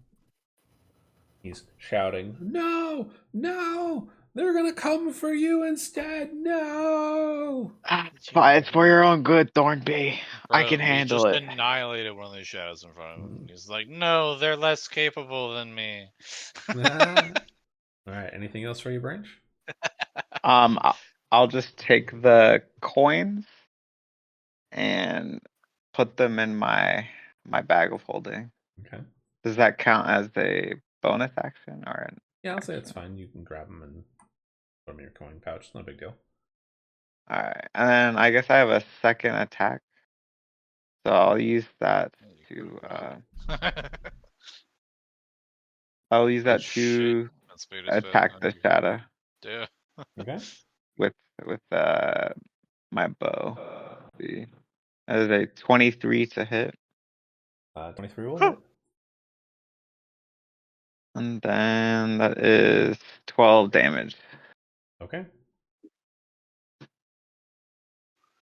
It's still And alive. that's my turn. All right. Brings it to the Shadow's turn. What will Who this spooky looks at motherfucker do? Arnok and is going to make an attack. Oh shit, you rolled a nat 20. Oh god. So you're gonna take Yeah, I'm you gonna take 10 necrotic damage. So that's the crit. Okay. And then your strength score is reduced by 2. Oops. Somehow Hit the that's wrong worse button. than what I was thinking it was gonna be. Yeah, that's it. Nothing else. All right. That's the Shadow's turn. Calamities. Alright, steady aiming and shooting at this motherfucker with Wartwood. Go for it. Why did I do He that? has 15 There hit we points go. left. It should not be too hard for you guys. Plenty, you hit. Okay, well that's a max roll for Holy things fuck. that don't matter. With He a not all wow, that sneak attack sucked, so it's good. That was a max roll. All right, so you do enough damage to kill it. Like it disappears, and it kind of just fades away as your arrows go through it, and it just hisses and fades away. Nothing like turning into a mote of light, inverse colors like Arnok did. Nothing fancy Sure, like yeah. that. You guys are out of combat, obviously. That was it. Arnok, go ahead and roll just make it a wisdom check because you're part cleric. Wisdom check. 9. Okay. It's not super difficult. Like, it's unsettling. Like, the aura that's in the room permeates the room. And it's not like the coins are gone at this point, but there is definitely something that is permeating the room that has been tormenting or torturing Thornby, and hunting for him. You're not exactly sure what, but there is definitely an otherworldly presence looking for him. In the room. It Or was in just the in room. general? The shadows are gone. It's gone now. Okay. So just in general terms at this point. Yeah, like you would know enough. I would say if you were just being religious enough, you would know enough with your just straight religion that even with that feeling that somebody sent something to look for him or to find him. Not necessarily Dalevon, because Dalevon's like, I don't know where the fuck he is, find him. But some other Right. force is looking for him for some reason. Some kind of malevolent entity. Yes. Got it. So yeah, I'm just gonna kind of relay that to Branch and Calamities, like, hey, look, something is clearly looking for this dude. I don't know what it is, but it's something that's not Like- okay. Oh, is it like still? The coins. Is it still Yes. looking for Now that him that's right Yeah. now? everything. Yeah, like still looking for him. Once we got rid of the shadows, it wasn't as strong, but it's still here. May Yeah, not, we should probably, not here, but it is still looking for. I should probably keep an eye on him while we figure out how to stop that. All right, Thornby, you're coming with us. Okay. Like at this point, Tilly kind of climbs up the ladder. What the fuck you doing in my attic? And there's a bright light from the flare. Ah! He's like, what are you doing up here? Big old So radiant he blast. wasn't lying about the shadows. Yeah, Says, turns "Oh." out he may not have been wrong entirely. Turns out there were literally shadow monsters, and And she goes, oh, Yeah, well, what do you keep in this attic? it was just him, clearly. You see off to the plate, there's a plate of half-eaten food. She's obviously been hiding him here for a couple days.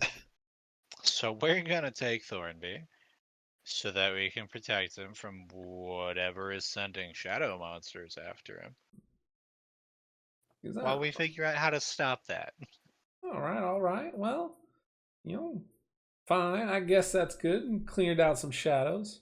Well, just kind of climbs back down. She goes, I got a tavern to run. Now, Thorby, don't you come back until it's all clear. Do you hear me? And he just kind of, okay.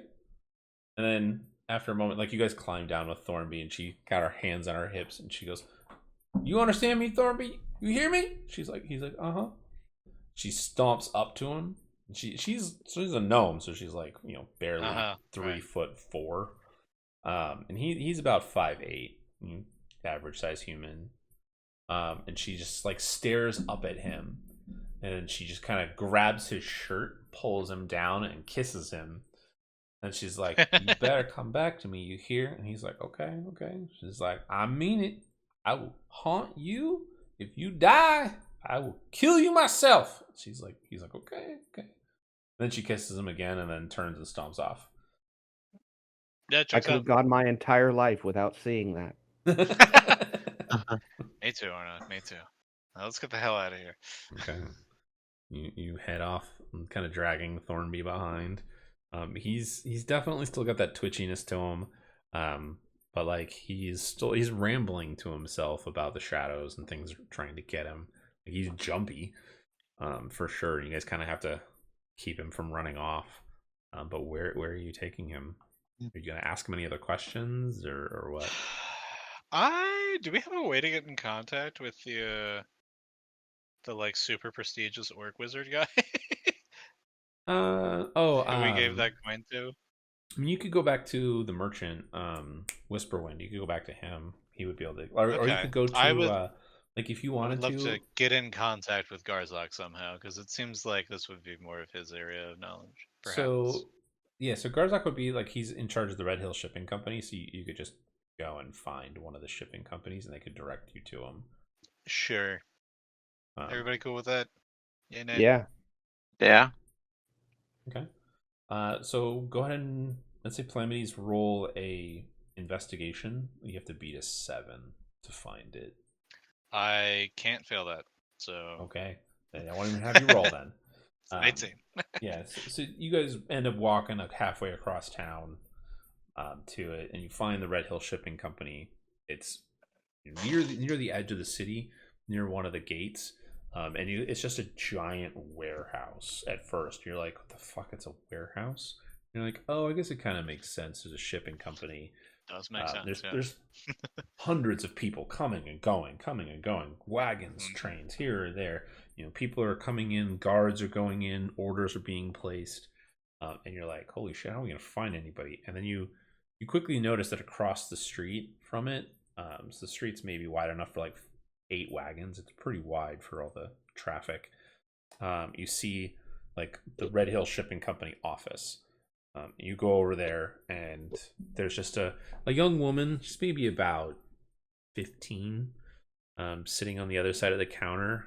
She's kind of sitting on a stool, writing in a ledger, and there's a person in front of you, and she goes, "Okay, sir, we'll have that shipped out to you." And he goes, "All right, thank you." Puts some gold on the counter, and then turns and leaves. And she looks at you, and she goes, "Hi, what can I do for you?"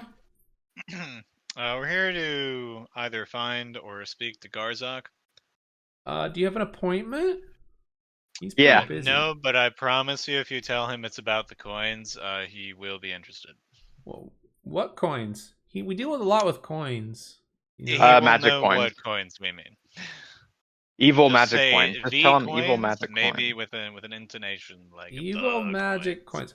Yeah, we're not gonna transport evil magic coins. No, we don't need them. No, transported. there's no We have transportation. and information. Okay. Well, do you have an appointment? You can tell she Yes, doesn't seem to be the absolute brightest, and she's only like 15. We do have an appointment.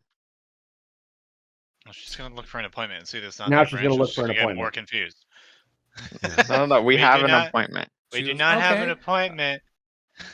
So you don't have an appointment, or you do? She kind of pulls up another ledger, and shut she's up. like, "Well, which is it? Do you have one or not?"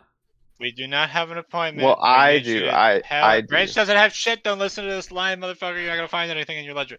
She just kind of goes back and forth like, My name's not Branch. My name is right there on the ledger for the appointment at this allotted time. and she kind of looks down at it and then puts her hand over it. And she goes,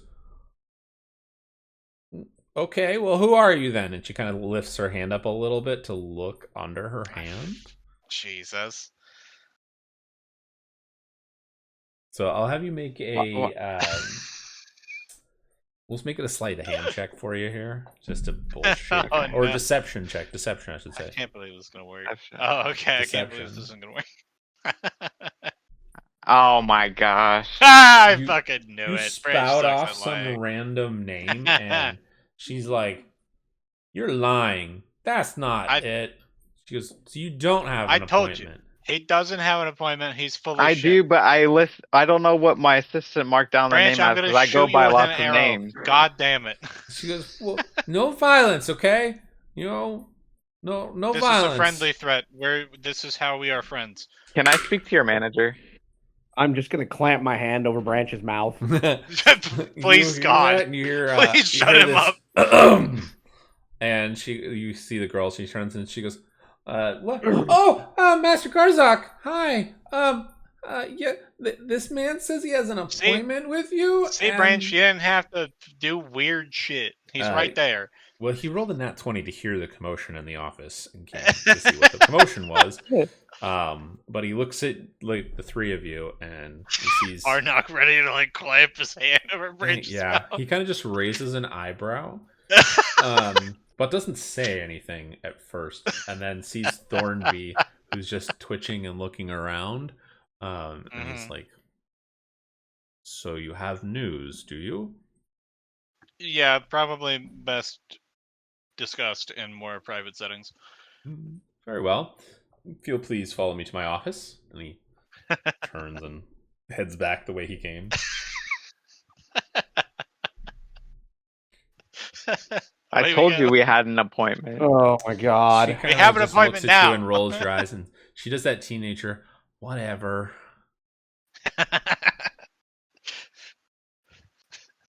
As the rest of the party, in the tone of "Goddamn it, donut" says, "Goddamn it." Yes, exactly. God damn it, Tony. So you guys follow him to his office?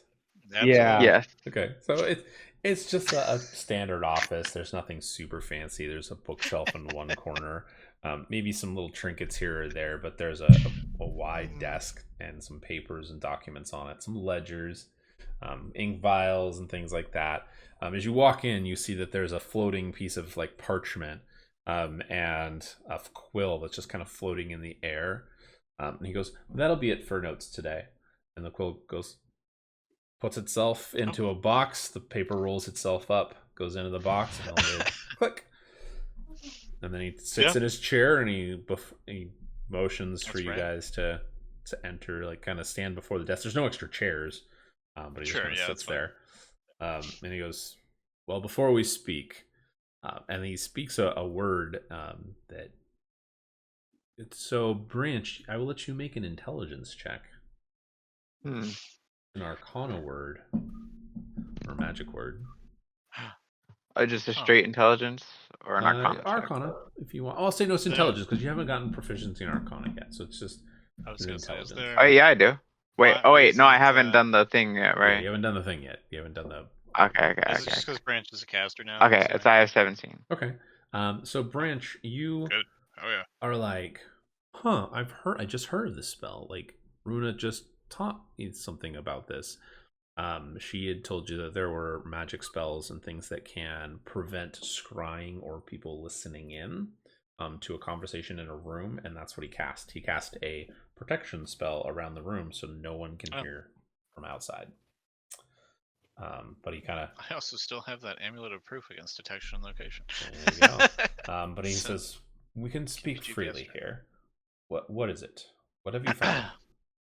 All right, so this is Thornby. Long story short, he went on a botched heist, robbery. He was the only one that survived, and now he has 4 of these coins. Well, we have them now. He's been hanging on to them and laying low, and he's freaked the fuck out for pretty good reason, because when we went in there to take the coins from him, there were shadow monsters. Tangible, physical shadow monsters in his room. It's interesting. May I see the coins? And he points to like a spot on his desk to kind of put the coins down. That's Branch's bag of holding, so I lay that down. I'm just kidding. Yeah, I take the coins out of the bag of holding. Okay. He Leave it nods there. to you and he goes, "Thank you very much, Branch." And then he kind of reaches into his desk, pulls out a set of leather gloves, or look like gloves. They're like obviously made of some kind of fortified runes or magic. There's runes embedded into them. And he picks up one of the coins and he kind of looks at it for a moment, turns it over, and he says, "Interesting." He kind of looks through the four of them, and then he puts all four out in a line, and you see him cast the identify spell on them. And he says, "Well, all four are the same." Motions looks over at Thornby and he says, "Do you believe that this man is in grave danger, maybe possession of some kind, devilish possession?" Perhaps. We know that he is bound to one of these coins, I presume. Thornby, were you initiated to the coins? We were told that it involved a ritual of some sort. He says, "No, no, no, no. This is my first job. No, I know. I was no, Oh. I was supposed to prove myself. No, no, no, no, no, no, no. Okay, I so know. you I will haven't never been do that. tied to No." one. You were just given the coins for the job. Yes, yes, yes, yes, yes. One of my friends. He was the one that did the jobs before, and he said it would make us rich, filthy rich, and I wanted that. Yeah, I wanted that. Okay, so he's not tied to them yet, but we do know that there is some sort of ritual that takes place to bind somebody to a coin in order to use it. And he goes, okay, very well. One moment, and then he kind of stands and goes over to the bookshelf, and you see him look through the books for a moment, and then he goes, looks back at Thornby, and he goes, perhaps not that. Maybe. You are sure these are? Of course, we know they're devilish. So, fiends. Yes, that's what we need. And he goes, here it is. And he pulls out a book.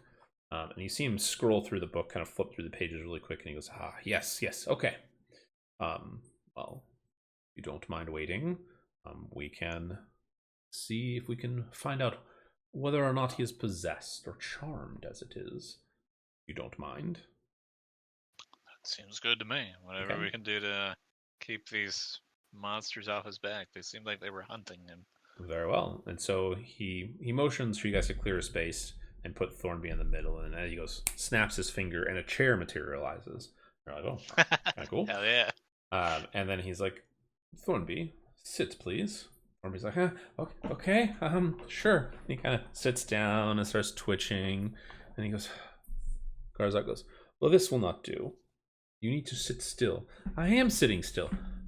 "No." He snaps his fingers, and the chair grows arms, and it grabs him and holds him down. And he's like, what is this? No, no." "Thornby, it will be fine. You must relax." And then he goes through this ritual. He starts skimming through the book. You guys can look over it easy enough. Like, he puts it on the desk. It's a protection from good and evil spell is what he's casting. Gotcha. He doesn't have it prepared, obviously, so he's casting the ritual version of it. But he finally reaches in to his, like, into one of his robes, and he pulls out a vial. And you recognize it as being holy water. But he goes, when he completes the ritual, he opens it and like splashes it on Thornby, and you watch as it sizzles up. And Thornby just kind of goes, was that supposed to do something? And Garzak just goes, well, he's not possessed. Apparently, he's just stressed and twitchy. Normal state. I suppose being hunted by literal shadows will do that to somebody. Yeah, he snaps his finger That's in the fair. chair, lets him go, and Thornby kind of falls to the ground as the chair disappears. He was like, what was that for? That wasn't very nice. Well, we gotta make sure there's nothing getting a hold of you personally, bud. Just gotta check all our bases. Oh, Be safe. okay, huh? So Garzak's gonna kind of go back to his chair and sit down, and he goes, "Well, if he has not bound himself to the coins, and the others who had the coins are dead, then whoever sent him on the mission is probably looking for these coins. Do you know who hired him by chance?" Oh, absolutely we do. Yeah. Okay, well then I would suggest that would be your next stop, unless you wish to have me learn something of it and take care of the situation. He kind of Well, leans I have back in his one. chair and he goes, "But you seem more than capable, and you have some Yeah, new items. I see." He kind of eyes the bag and raises an eyebrow. I do have a couple questions for you. Certainly. First things first. Do you think it more likely that these beings would be hunting Thornby or the coins? Probably the coins would be my guess.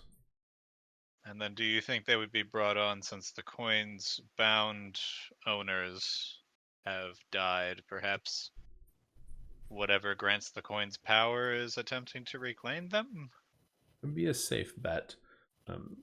My guess is, and he kind of looks to Thornby, and he says Thornby may be able to provide additional information, but if he's like, because Garzak pretty much explains that he hasn't heard of any jobs being botched or failed outside of the one you guys were involved in. Yeah, that we fucked up. So he says We didn't fuck up. it's possible. Well, he didn't say you guys fucked up, just the job was botched so that the Sure, people yeah. didn't succeed. It's possible that Thornby and his crew succeeded in stealing everything, and then something else attacked them, or they were ambushed by someone else and they were killed. And so That's also true. Whatever ambushed them could be out to get them again as well. yeah, and if whatever gave them the coins wants the coin and whatever valuables are inside of it, then they would be hunting for the coins. Oh, right, because they probably still they could still have all the money in them. Yeah. And Garzak would confirm, like, you guys know that the only way to open or use the powers of the coin is to be, so whatever the ritual is, you have to complete the ritual to be tuned to it. Right. So there's no way to open it and see what's inside. Right. Okay. All right. Well, in that case, do we want to take Thornby maybe back to the Oak where Tilly can keep an eye on him so that we don't bring him over to, you know who? Do that, or we take him back to the hotel and tie him up and leave him in the bathtub. Yeah, but then nobody's watching over him. That's why you tie him up. Okay, And but then you we leave the have water running just a little bit so that if we never come back, it fills up. That's cruel. That doesn't save him from the shadow monsters. That kills him more. But then the shadow monsters don't have it. Yeah. So Garzak will ask if you guys have asked Thornby any other questions to learn more about the job. I mean, we've kind of tried, but he's in a bit of a state, as you can see. Okay. Ooh. He would know this potentially. He would know of this spell. Oh, would he know like calm Who's on a emotions? true- Emotions, yeah. Let's see. I don't know Hell if it's yeah.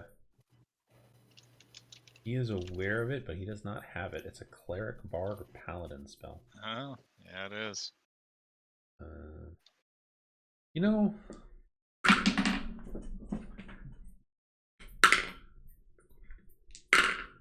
I will say What if we have our he has a resident scroll cleric? of it because he is a powerful, wealthy. So I was just gonna be like, we have our resident cleric explain what he I mean- might know about. I mean, to call him emotions is a second level spell, but he's a Yeah. freaking powerful Yeah, wizard. I don't have those. Spell like caster. Like if he doesn't have the spell, You don't have a second level spell? He can go get one. Cleric? At level 8? So we'll say that he goes, okay, I'll go get one. He comes back about 10 minutes later, Sure, yeah. and he has a scroll of calm emotions. That's fair. I am not pure cleric. Oh, right, you're a No. super fighter. So he casts the spell on Thornby, who he does kind of relax a little bit, but it's not necessarily like it's kind of going to that mellow moment of like I'm just twitchy to I'm just relaxed Right. kind of Yeah. vibe. Like nothing about his demeanor changes otherwise. He's not charmed or frightened. He just kind of becomes indifferent to everything. But so we'll say Garzak starts questioning Thornby. And we'll say he asks some very intelligent questions because he is like a 20 on his intelligence score. Very smart man. Yes, He's a very smart man. And I will say that he learns the following for him. So before Thornby went to Tilly, they did the job and they were supposed to go back to a merchant. They were supposed to go meet and confirm the job was completed. From the description, you guys piece together that merchant is the one that Dale Vaughn was gambling with when he said, "Hey, I need to find Thornby." When Thornby, because Thornby didn't come back, Thornby says that he couldn't reach the merchant. He didn't want to go to him. He didn't know who to trust, etc. He says he was supposed to deliver the coins to a place in the sewers where the valuables are transferred out. He says after that, their job was to go and meet Dale Vaughn, who would have received word the job was complete, and then they would be rewarded. There was a priest or somebody that was to imbue the coins for them, but how or what he doesn't know. His friend wasn't specific about it, but he's not sure himself.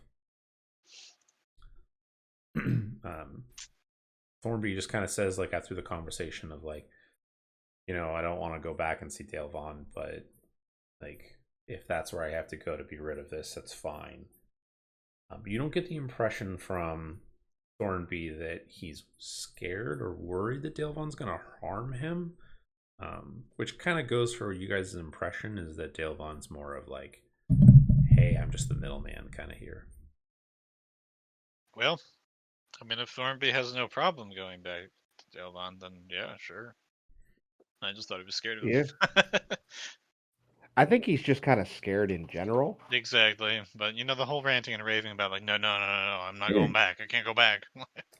Yeah. Like, I mean, I think at this point, if I threatened to eat him, he'd probably buy it. No, so he definitely is calmed, and Garzak asks him like, "Hey, are things really after you?" And Thornby says yes. He says like in the shadows, he describes those, but he says that there were other times when he was, when he fled Tilly's attic at one point, and there were definitely some creatures of some kind. He describes them as being things that jumped from roof to roof and that were following him. And he tried to find out what they were, thought it was just his imagination, but he kind of lifts up his shirt and there's this gash, like 3 gashes on his side from where he says one of the monsters attacked him. He says after that he knew it was real and he fled back to Tilly's. Well, goddamn. No, there's absolutely something after him. Oh, absolutely. I mean, we physically fought these shadow monsters, so they're definitely between the gash and us, they're pretty real. Yeah. And there is something out there bigger than that's after him. Yeah, it's probably whatever is granting all these people this power. It might even just be Branch. You don't know. It could be Branch. It could always be Branch. You could. never know what's up with that guy. He takes a lot of cat naps. So when he's catnapping, he's projecting his consciousness. That's a scary He's stronger shot. than any of us know. He did like getting choked out that one time. That's true, because then he could project. Oh my God, you're onto something, aren't you? Branch is secretly the villain of the entire campaign. Guys, you weren't supposed to find out yet. Branch pulls out like 5 legendary magic items. He's just like, it didn't need to be this way. And the party dies. Sorry, guys. Yeah. TPK.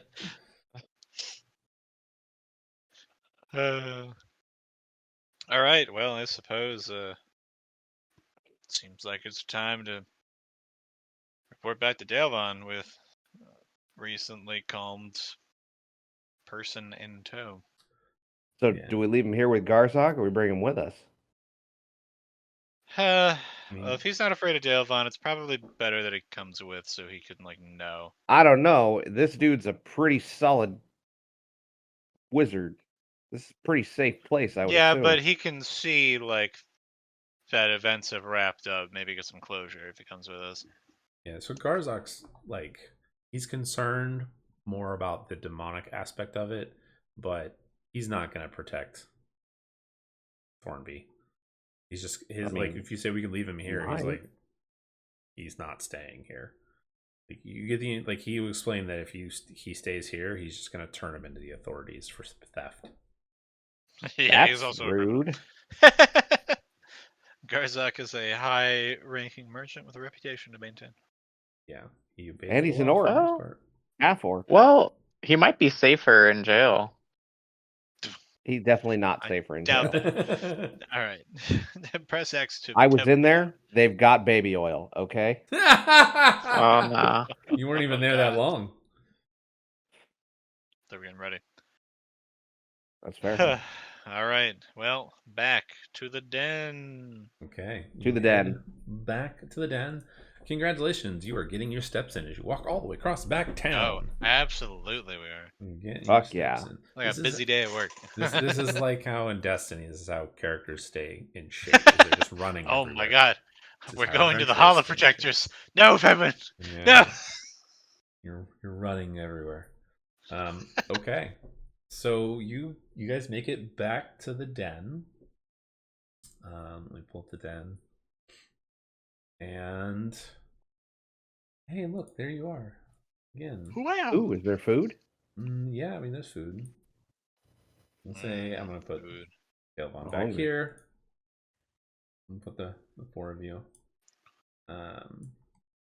So I want you guys to make all of you to make perception checks for me here. Perception check. Perception. That's rough. Ornock, you are mesmerized by the plate, By the food. buffet of food in front of you. You just start I got a stuffing your face. 15 because And Branch. Okay. I rolled a nat talent and all that jazz. 1. So both Ooh, that was Branch awesome. and Calamities, I want both of you to roll intelligence checks. Just straight intelligence rolls. What? 11. Ah. Okay. Branch, you're not sure. You're like, that person looks familiar. And I'll describe the scene in a second. So you're like, that person looks familiar, but I don't know where or why.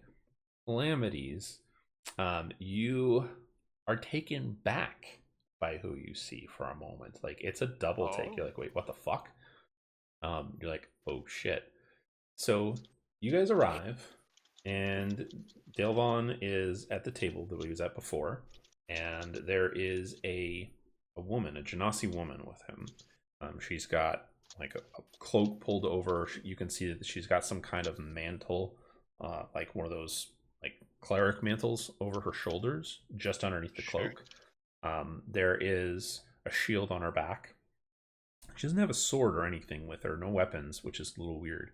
But she's holding herself. Her hair is pulled back into a ponytail, but she holds herself with authority.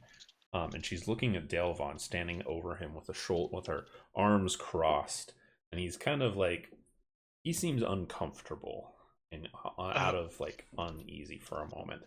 And you Branch and Clem, as you notice that there's a little halfling with bright blue hair, and he's kind of like twitching, and he looks to the three of you, and he kind of mischievously grins and then winks, and then kind of goes back to the conversation with what's going on. And you walk up as you hear the woman. So she's a water genasi, but she goes, I had expected more from you. If you're not going to help, then that's going to be to your detriment. Just remember that in the future. And then she turns and walks away. And Dalvon, you just see him go, he gulps and he goes, but ma'am, Uh, ah, that's not good. And the halfling kind of follows after, and he looks to the three of you guys, and he goes, "Keep up the good work," and then wanders off. And Calamities, you realize as she walks by, that is Genvissa, one of the heroes of the Avengers, and she looks pissed. But Delvon kind of looks at you guys and goes, "Oh, this is not going to end well. Hi, welcome back. Oh, yes, Devon, good. You found Thornby. what the fuck was that? Um, Why are yeah. the Avengers here? He kind of goes, down. Thankfully, they're... It's hard to keep down. She was right there. Yeah. Thankfully, they're not all here. But... it's a conversation for another time, perhaps. Business, I suppose. He seems very flustered and very what the fuck is just going on? And you see his guard kind of, she has her hand on one of her short swords, just knuckles white, like, oh my god, I'm gonna attack this, what the fuck is going on kind of moments.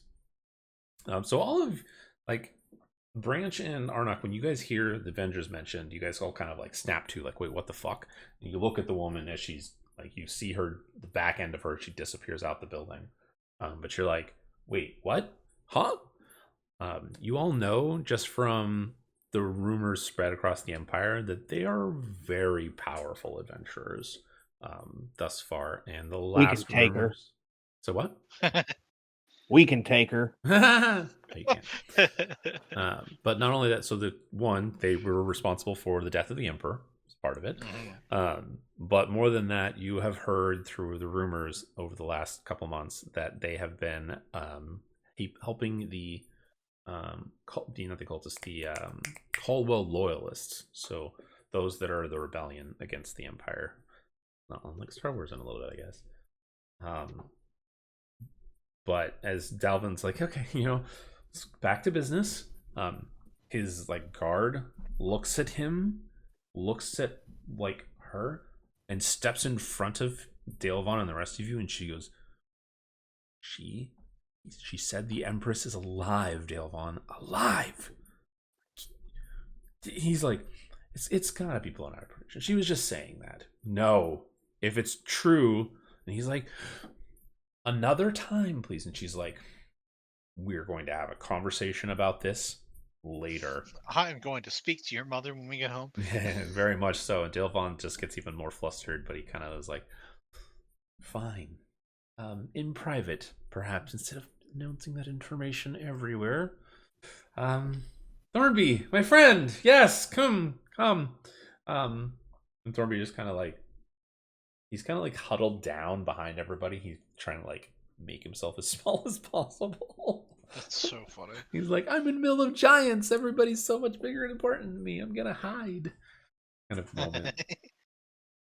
But yeah, so you guys are standing in front of Dalvin. He's very flustered, and everything, like the whole place, like there's a big gap of nobody around except for you guys.